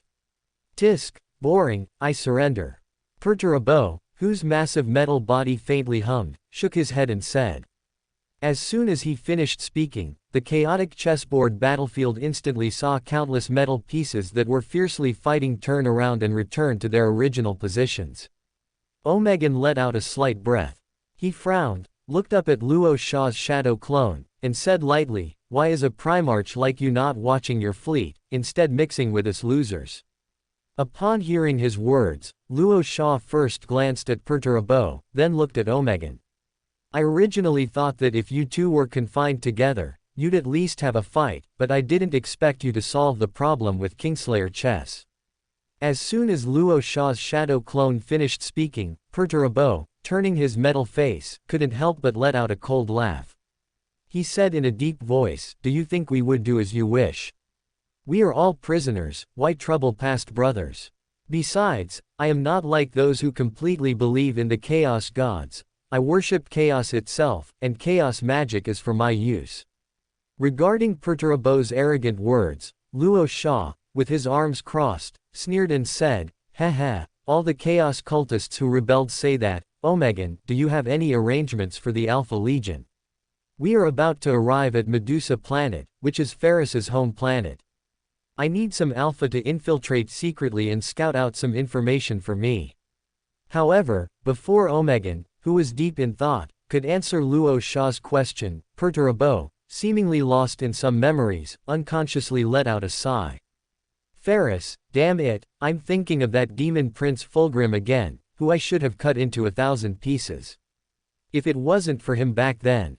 Hey, Luo Sha kid, if you meet Demon Prince Fulgrim later, how about letting me out for a bit? I promise you in the name of chaos, I will only deal with Demon Prince Fulgrim and will definitely not take the opportunity to escape." However, Perturabo's words could not give Luo Sha the necessary trust. He casually brushed off the other party's words, his gaze still fixed on Omegan's sturdy body. "You can deploy my sons of the Hydra as you wish. In a sense, you are also their gene father. However, Astartes not tainted by chaos are already rare within the Alpha Legion, so you'd best not use them as assault troops." Omegan's words paused slightly, and he continued, "Also, if you land on Medusa, please pay a simple tribute to Ferris for me." "Understood, then that's it. See you next time." Hearing these words, Luo Sha slightly shook his head. His shadow clone slowly dissipated within the hypercube labyrinth. And after Luo Sha's shadow clone left no trace, Perturabo, whose metal eyes flickered with a cold light, suddenly spoke to Omegan opposite him. "Alfarius, how about we join forces? We can find a suitable opportunity to trick Luo Sha's true body in here. With the strength of the two of us, Luo Sha would be unable to resist. At that time, wouldn't we gain true freedom?" However, Perturabo's low words only earned Omegan's cold stare, filled with endless disgust. He said word by word, "Perturabo, our paths diverge. You have a master named Chaos above you, but I have no master whatsoever. We can talk about past stories and experiences, play some Kingslayer chess for fun, but that doesn't mean you and I can become brothers again. In fact, when you chose to side with Chaos, you already lost that qualification." Omegan's words were sharp and direct, like an invisible blade deeply piercing Perturabo's metal heart. However, Perturabo, who was usually eccentric and irritable, did not immediately turn on Omegan. His metal face seemed to hold only the stillness of a metal construct. "Heh, brother, I was just joking with you, why so serious? Come, let's continue playing chess. Anyway, you and I have a long time to stay here. Perhaps you will agree with some of my ideas in the future. After all, who knows what the future holds?" Perturabo, forcing a cold smile onto his metal face, deliberately lowered his posture. He slowly spoke to the expressionless Omegan. And Omegan, casually raising a hand to command the metal pieces to automatically engage in battle, unconsciously narrowed his eyes, muttering to himself, "Future, I even doubt if the entire human empire and the cold galaxy have a future anymore. Thank you for your support." Luo Sha, whose massive body was seated on a metal throne, was busy handling a large number of internal fleet affairs for Tyberos. On the metal floor beneath the throne, automatic servo robots with their mechanical tentacles waving back and forth served as messengers and scribes. They would occasionally file and transmit parchment sheets, or instantly pulverize them into countless fine dust particles. Soon after, Luo Sha, having just completed a large amount of fleet business, waved his hand, dismissing all automatic servo robots from his sight. The vast, empty interior of the palace once again fell into its usual silence. Luo Sha adjusted his sitting posture, driving his vibranium power armor, and after exhaling a breath, he slowly closed his eyes, intending to rest for a moment. Buzz, buzz, buzz. But just then, a sudden low hum made Luo Sha abruptly open his eyes, which were surging with psyker power. In an instant, his previously closed psyker precognition ability began to operate completely autonomously. Luo Sha's field of vision rapidly expanded significantly. He even felt as if his consciousness had directly penetrated the incredibly thick metal bulkheads, arriving in the boundless, icy void. At the same time, Luo Sha, looking around, seemed to see a massive black hole, frantically collapsing inward and absorbing all surrounding matter and light, standing out of nowhere in his field of vision. Immediately following, countless painful screams from mortals or Aeldari suddenly echoed in Luo Sha's ears. These terrifying sounds, like the wails of hell, seemed to rise in waves. By the time Luo Sha, with wide open eyes, could no longer endure it and wanted to let out an angry roar from the depths of his chest to counter it. The ubiquitous painful screams and wails vanished into thin air. The next second, deep within the icy void, in front of a colorful webway portal, numerous Dark Eldar spacecraft were furiously speeding through the surrounding space. However, the gradually calming Luo Sha noticed something peculiar within these densely packed Dark Eldar spacecraft. This was not the usual Insidious fleet or pirate fleet going out to plunder. The large number of Dark Eldar spacecraft seemed to be engaged in an incredibly desperate escape. Yet, at this moment, before Luo Sha could delve deeper into what these visions represented, his vision and consciousness completely returned to the interior of his massive body, and even his psyker precognition ability completely shut down. In fact, if Luo Sha, whose mind was completely clear, wasn't 100% certain that he had truly experienced everything that had just happened, he would have thought it was merely a bizarre and fragmented dream. Thump, thump, thump. Luo Sha, His expression gradually growing serious, unhesitatingly drove his vibranium power armor to rise from the metal throne. He directly rushed into the flagship's bridge and ordered all ships in the entire fleet to simultaneously activate their auger detection systems. Countless mortal crew members meticulously screened the surrounding area and even the entire star system for any unusual ship movements. Subsequently, Luo Sha also found the numerous psychers on the ship. He had them perform a series of Emperor's tarot divination rituals to see if any information could be gained from the prophecies. However, after all scientific and even mystical methods were gradually completed, Luo Sha only drew one conclusion from the various data and prophecies obtained: everything appeared perfectly normal. At this moment, Luo Sha, who had temporarily ordered the entire fleet to heighten their vigilance, returned to his private palace with an expressionless face. He sat on the metal throne and remained silent for a while. Then, Luo Sha raised a massive hand and used the black wristband that could contact Saifu Luo Sha to send a psyker communication representing a warning and inquiry. The black hole in the icy void undoubtedly represents the sixth chaos god, so what do the fleeing Dark Eldar fleets represent? Could it be that the Dark Eldar webway city of Comorig has undergone a major change? Since it's not happening now, then it represents the future, so who showed me these visions of the future? Is it the Emperor? Or the Master of Mankind? Or is it the sixth Chaos God? At this moment, Luo Sha's entire mind was incredibly chaotic. He sat motionless in the metal throne like a metal sculpture. Until a psyker communication from Saifu Luo Sha temporarily interrupted his contemplation.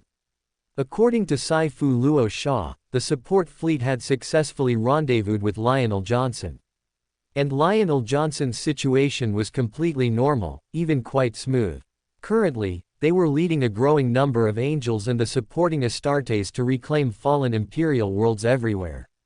Moreover, due to the extreme convenience of Lionel Johnson's awakened warp essence, the imperial territories choosing to pledge allegiance to Lionel Johnson were becoming increasingly vast.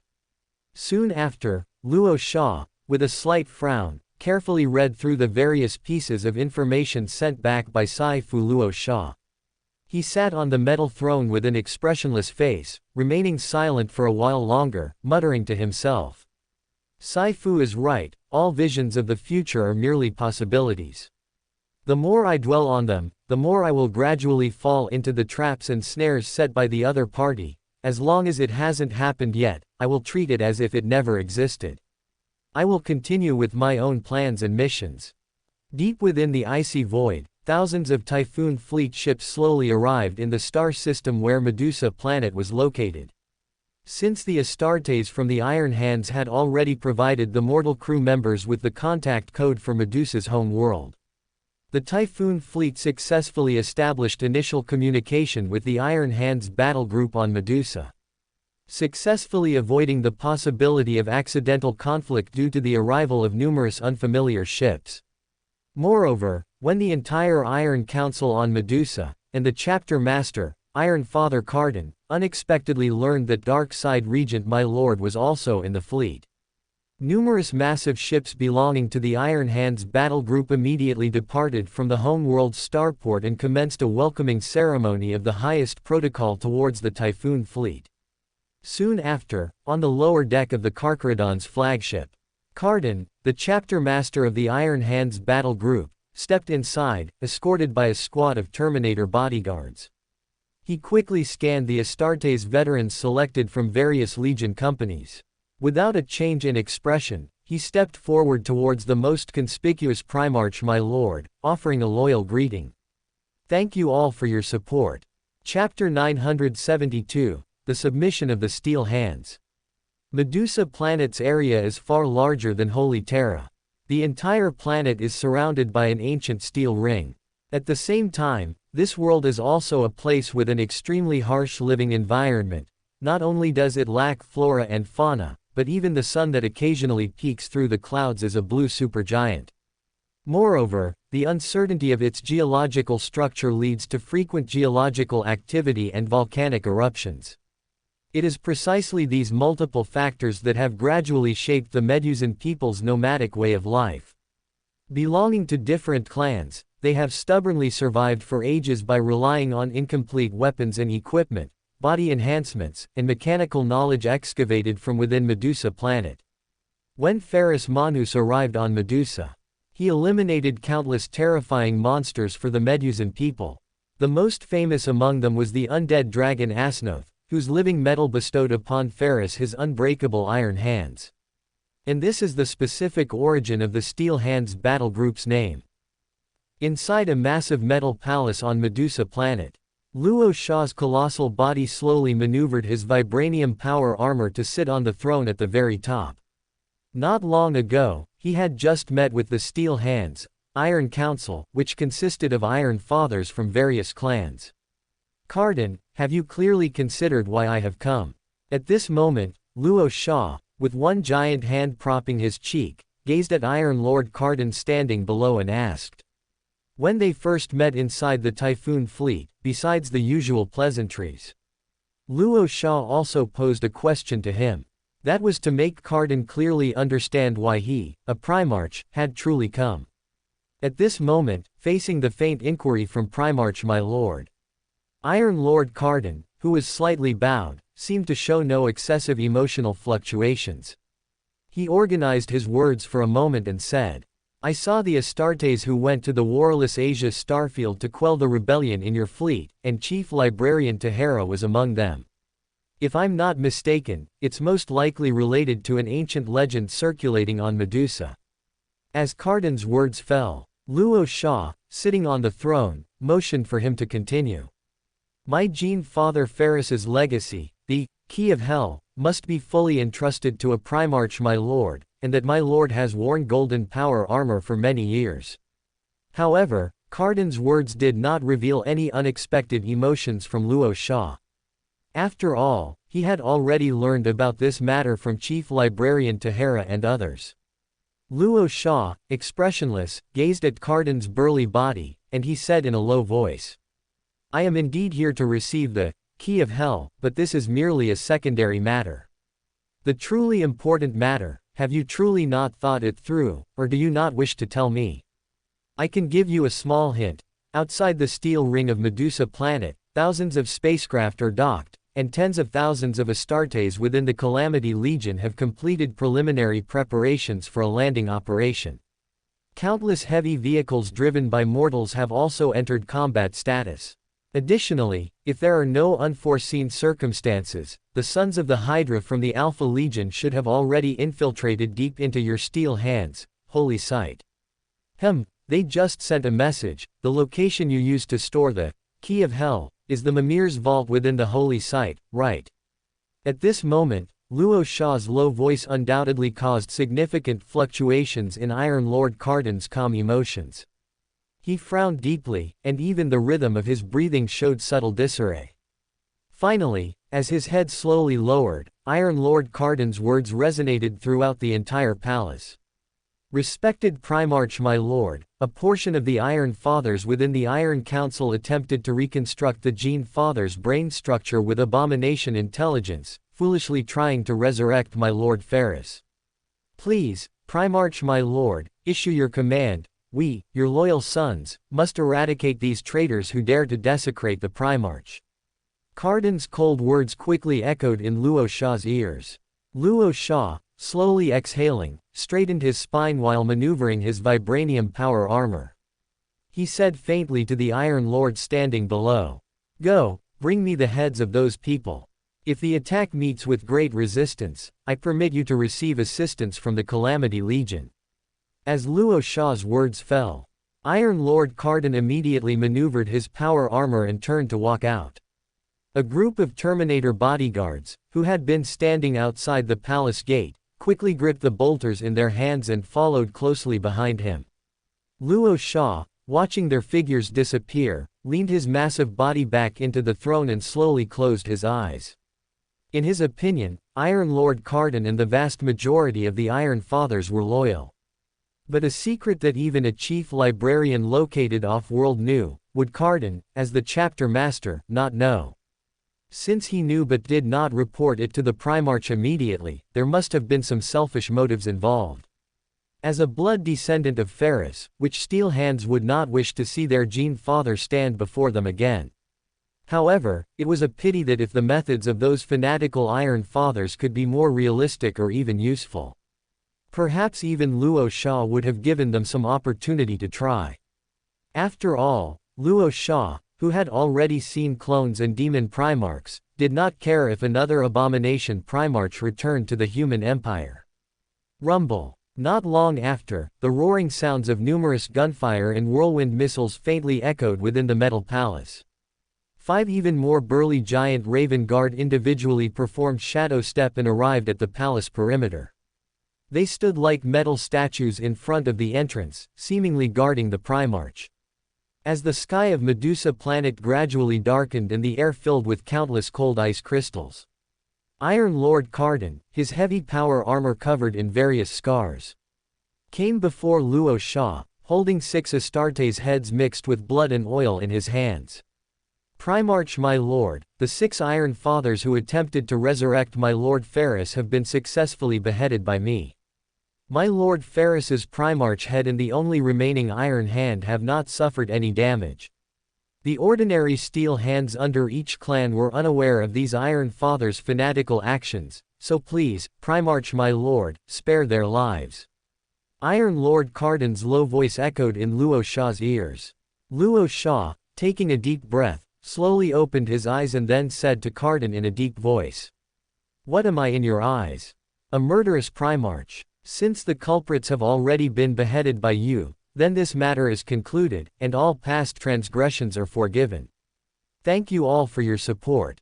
Inside the sacred place named Medusa's Eye, Luo Sha, wearing vibranium power armor on his massive body, was entering the seemingly empty central altar. There, the skull remains of Primarch Ferris and an Iron Hand were completely enshrined by the Steel Hands battle group.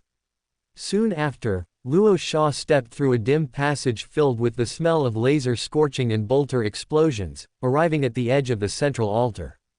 Thousands of meters away from Luo Sha, a watcher known as the Underworld Priest stood beside the altar like a metal statue.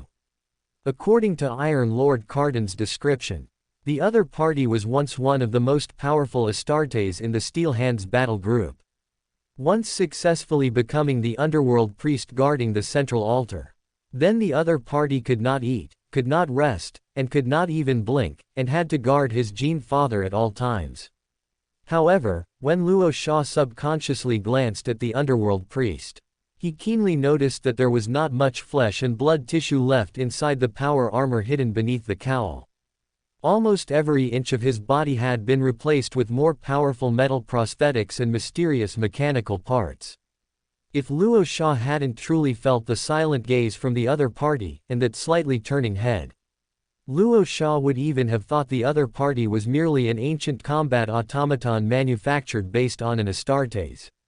I am the 22 Primarch of the Human Empire. I have come to pay my respects to my Lord Ferris on behalf of myself and another Primarch brother.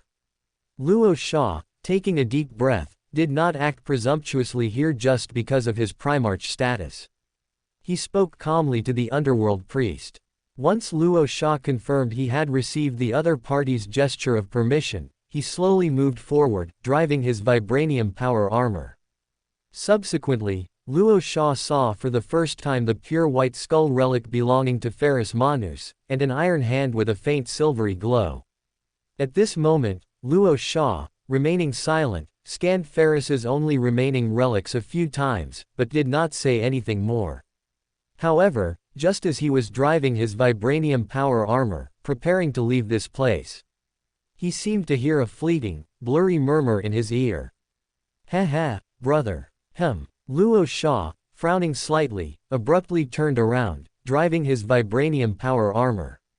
One of his large hands was slightly cupped, and strands of pitch-black shadow rolled within, as if an shadow side would materialize in the next second. However, when Luo Sha's cold gaze carefully surveyed the unfamiliar environment around the altar, aside from Ferris's skull and the faintly glowing iron hand still placed on top of the altar, everything else remained unchanged.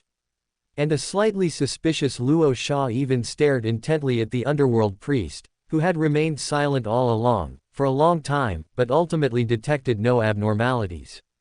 As time slowly passed, he had no choice but to drive his vibranium power armor away from the central altar's location. But just after Luo Sha's massive body's silhouette disappeared, the iron hand placed near Ferris's skull seemed to produce some undetectable subtle wiggling. Inside the majestic and cold metal palace, Luo Sha, whose massive body sat on a wide throne, slowly opened his closed eyes. He casually took out 3 golden throne coins from his storage space. The next second, strands of pitch-black shadow emanating from his massive body, like incredibly flexible tentacles, sent 2 throne coins to the bottom of the throne. They were given to Craig, the chief of the giant Raven Guard, and Iron Lord Carden, whose face showed a hint of doubt. "We are about to undergo a trial belonging to the past. Since this is a reward from the Emperor, we will not truly die. And the reason I chose to have you, Carden, participate, is not only because you have proven your loyalty through a series of actions, but also because there is a very high chance that we will meet your gene father, Ferris Manus, during this trial. Of course, you don't need to be overly excited, because I can't be sure if we will truly meet him. I just sensed something by chance." Luo Sha's low words made Iron Lord Carden subconsciously clench the golden throne coin in his palm. Even the slight dissatisfaction lingering deep within the other party's heart instantly vanished. After Luo Sha once again instructed them on the specific use of the golden throne coins, the 3 individuals present chose to toss the golden throne coins into the air at the same time. Ding ding ding. Open black lens bracket simulation starting, close black lens bracket. Open black lens bracket current identities. Luo Sha, Space Wolves, 13th Great Company Captain, Native Universe, Luo Sha, Lord Cypher, Far East Starfield, close black lens bracket. Open black lens bracket current companions. Craig, Chief of the Giant Raven Guard, normal, Iron Lord Carden, normal, close black lens bracket. Open black lens bracket. Please select your landing identity and companions, close black lens bracket. Open black lens bracket. If refused, random landing will occur, close black lens bracket. Open black lens bracket. Identity selection refused, companion landing selected, close black lens bracket. Open black lens bracket. Simulation restarting, close black lens bracket. Open black lens bracket. You are already in the Warhammer universe. A random landing time and location will be selected for you, close black lens bracket.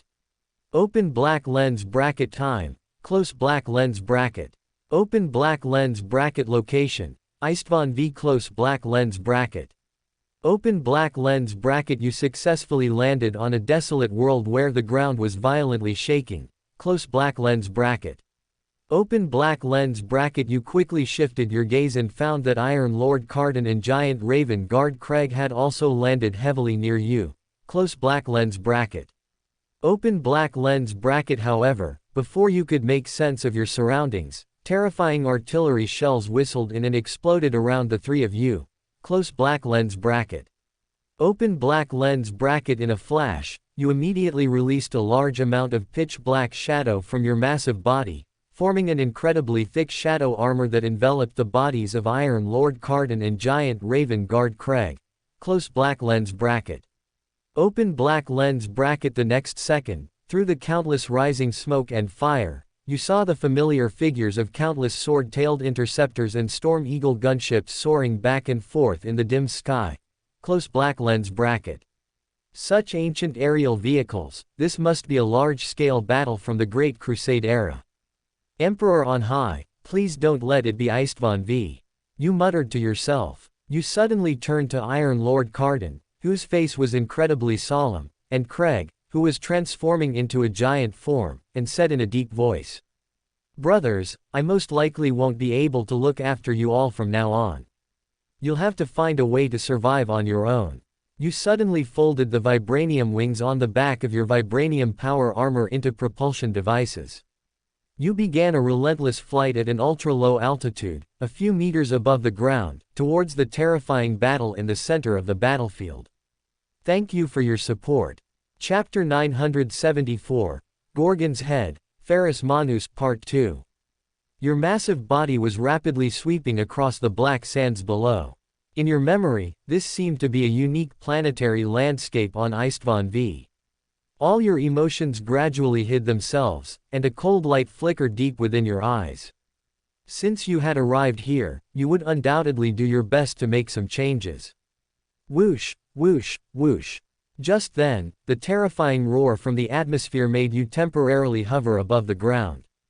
You instantly saw dense landing pods, enveloped in heavy fire, launching a large-scale landing operation onto the surface of Istvan V. You turned your flight direction without any hesitation.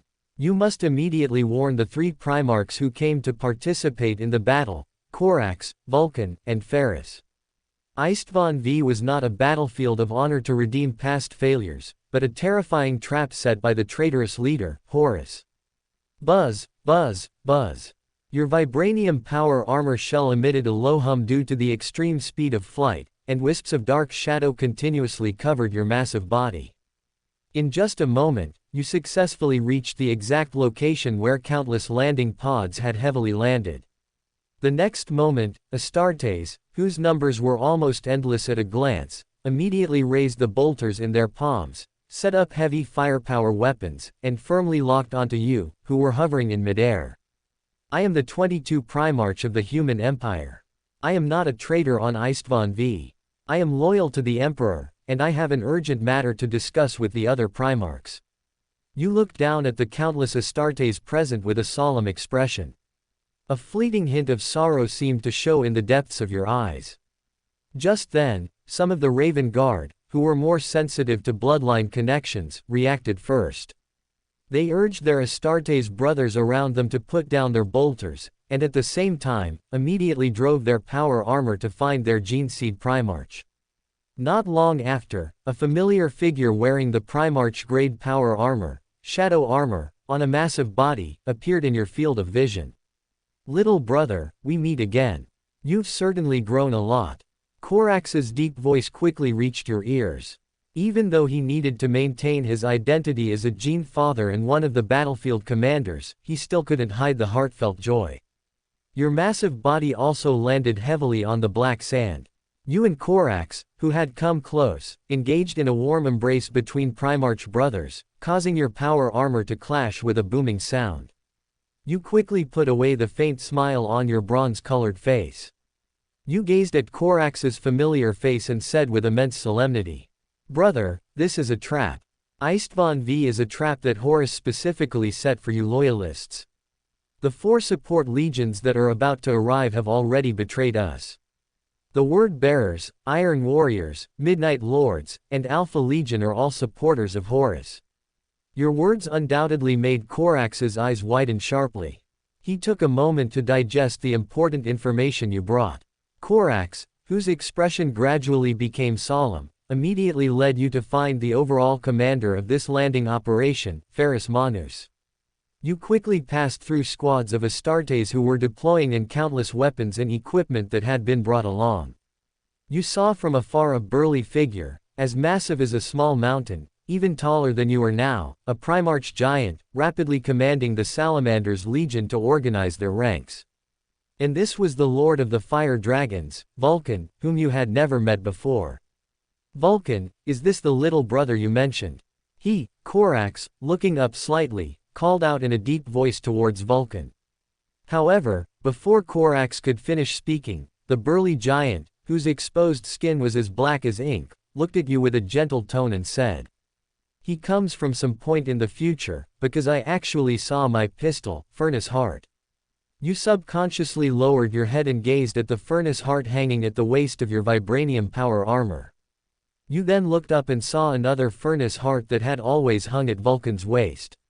You awkwardly curled your lips into a slight smile, and at the same time, nodded to the smiling Vulcan.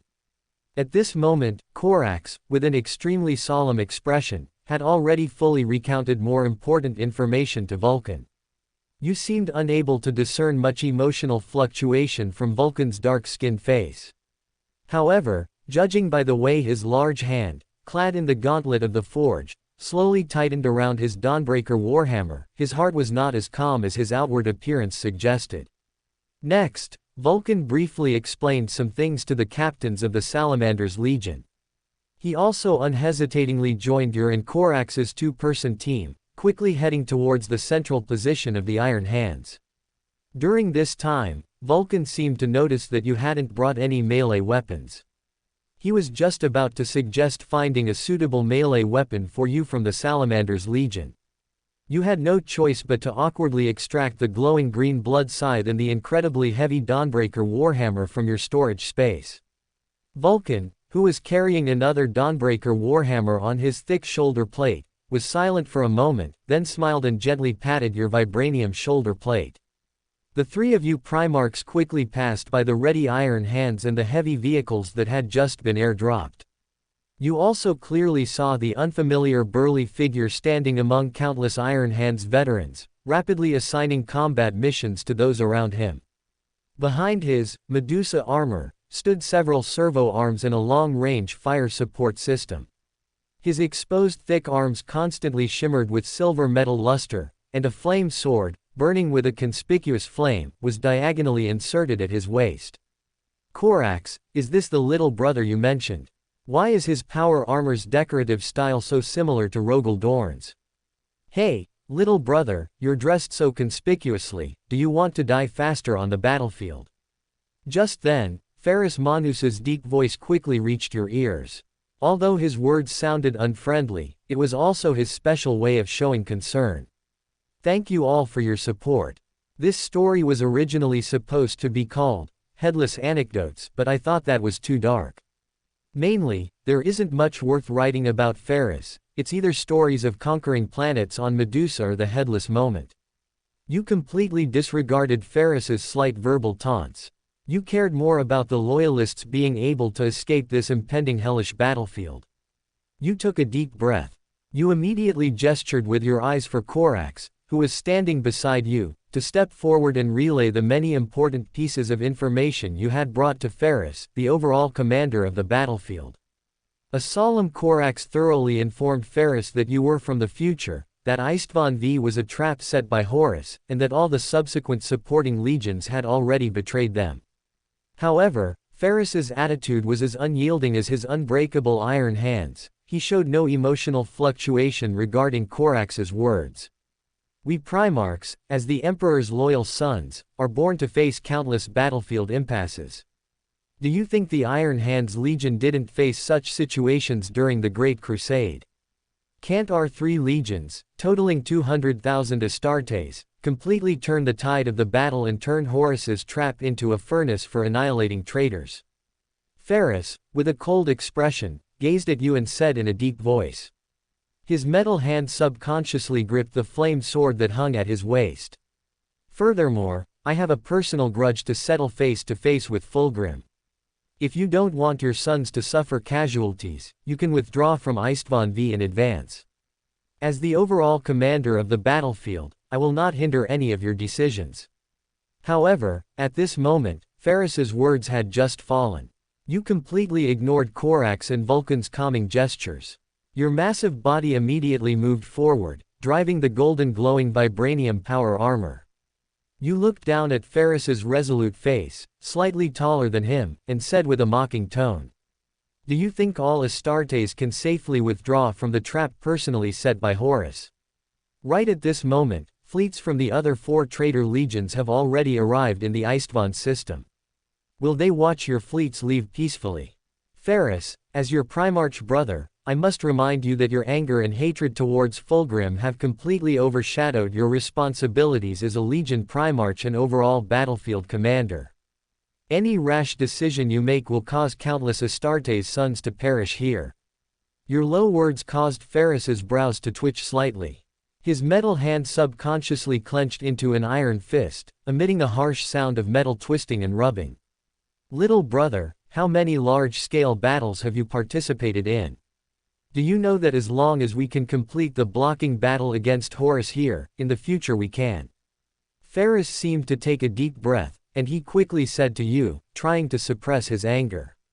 However, at this moment, Ferrus's unfinished words were completely interrupted by your wave of a hand.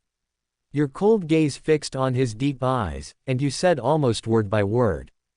Ferris, you have no future. Do you understand? From the very beginning of this battle, when you chose to face Fulgrim alone, you already died at this very moment.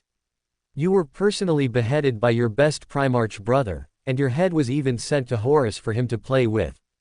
As far as I know, your head and corpse were completely lost on the chaotic battlefield, and it was only after this great rebellion, which severely weakened the Imperium, ended that your head was finally retrieved by Guilliman and Rogel Dorn working together. At this moment, your low words caused the Primarchs present to fall into silence. As precious time passed minute by minute, Ferris, whose facial expression gradually changed from shock to indifference, subconsciously loosened his metal hand that was gripping the flame sword. Little brother, if this is my ultimate fate, then I choose to accept it. But countless Astartes' sons cannot perish here, and my other Primarch brothers cannot die in battle here. Ferris gazed at your bronze face and said with an incredibly sincere tone, I believe that my anger and rage towards the traitors have indeed greatly affected my judgment of the battlefield situation, so I will hand over all command authority. Little brother, are you willing to take a gamble with us Primarch brothers? Hearing his words, you subconsciously took a deep breath. You drove the vibranium power armor and turned to look at Corax and Vulcan, who nodded in agreement.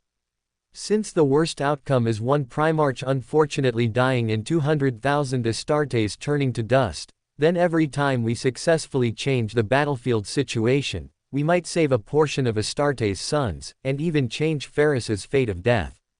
You said to Ferris, Corax, and Vulcan, the three Primarchs, with a solemn tone. Then let's go, brothers. Let us find a way to survive on Istvan V. You successfully replaced Ferris as the overall battlefield commander, gaining command authority over 3 legions, totaling 200,000 Astartes. Countless Astartes from the Salamander's Legion, Raven Guard Legion, and Iron Hands Legion were connected to your vibranium power armor in the form of light point signals. Your communication devices and various data processing systems from the future far surpassed the current communication technology and battlefield command systems, which was also one of the sources of your confidence in taking on the role of overall battlefield commander.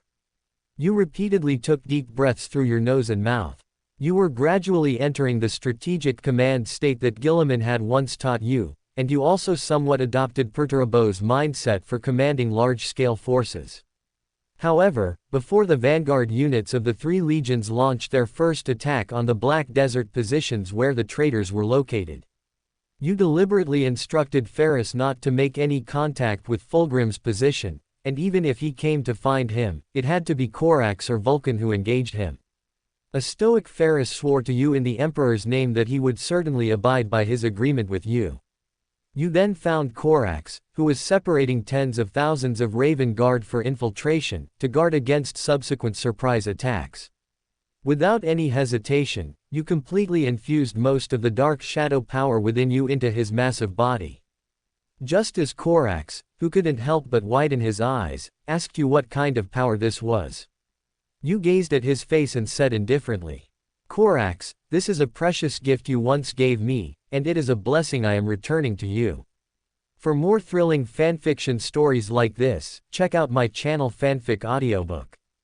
Dive into epic adventures, mysterious realms, and legendary journeys brought to life through immersive storytelling. Don't forget to like, share, and subscribe for more amazing audiobooks.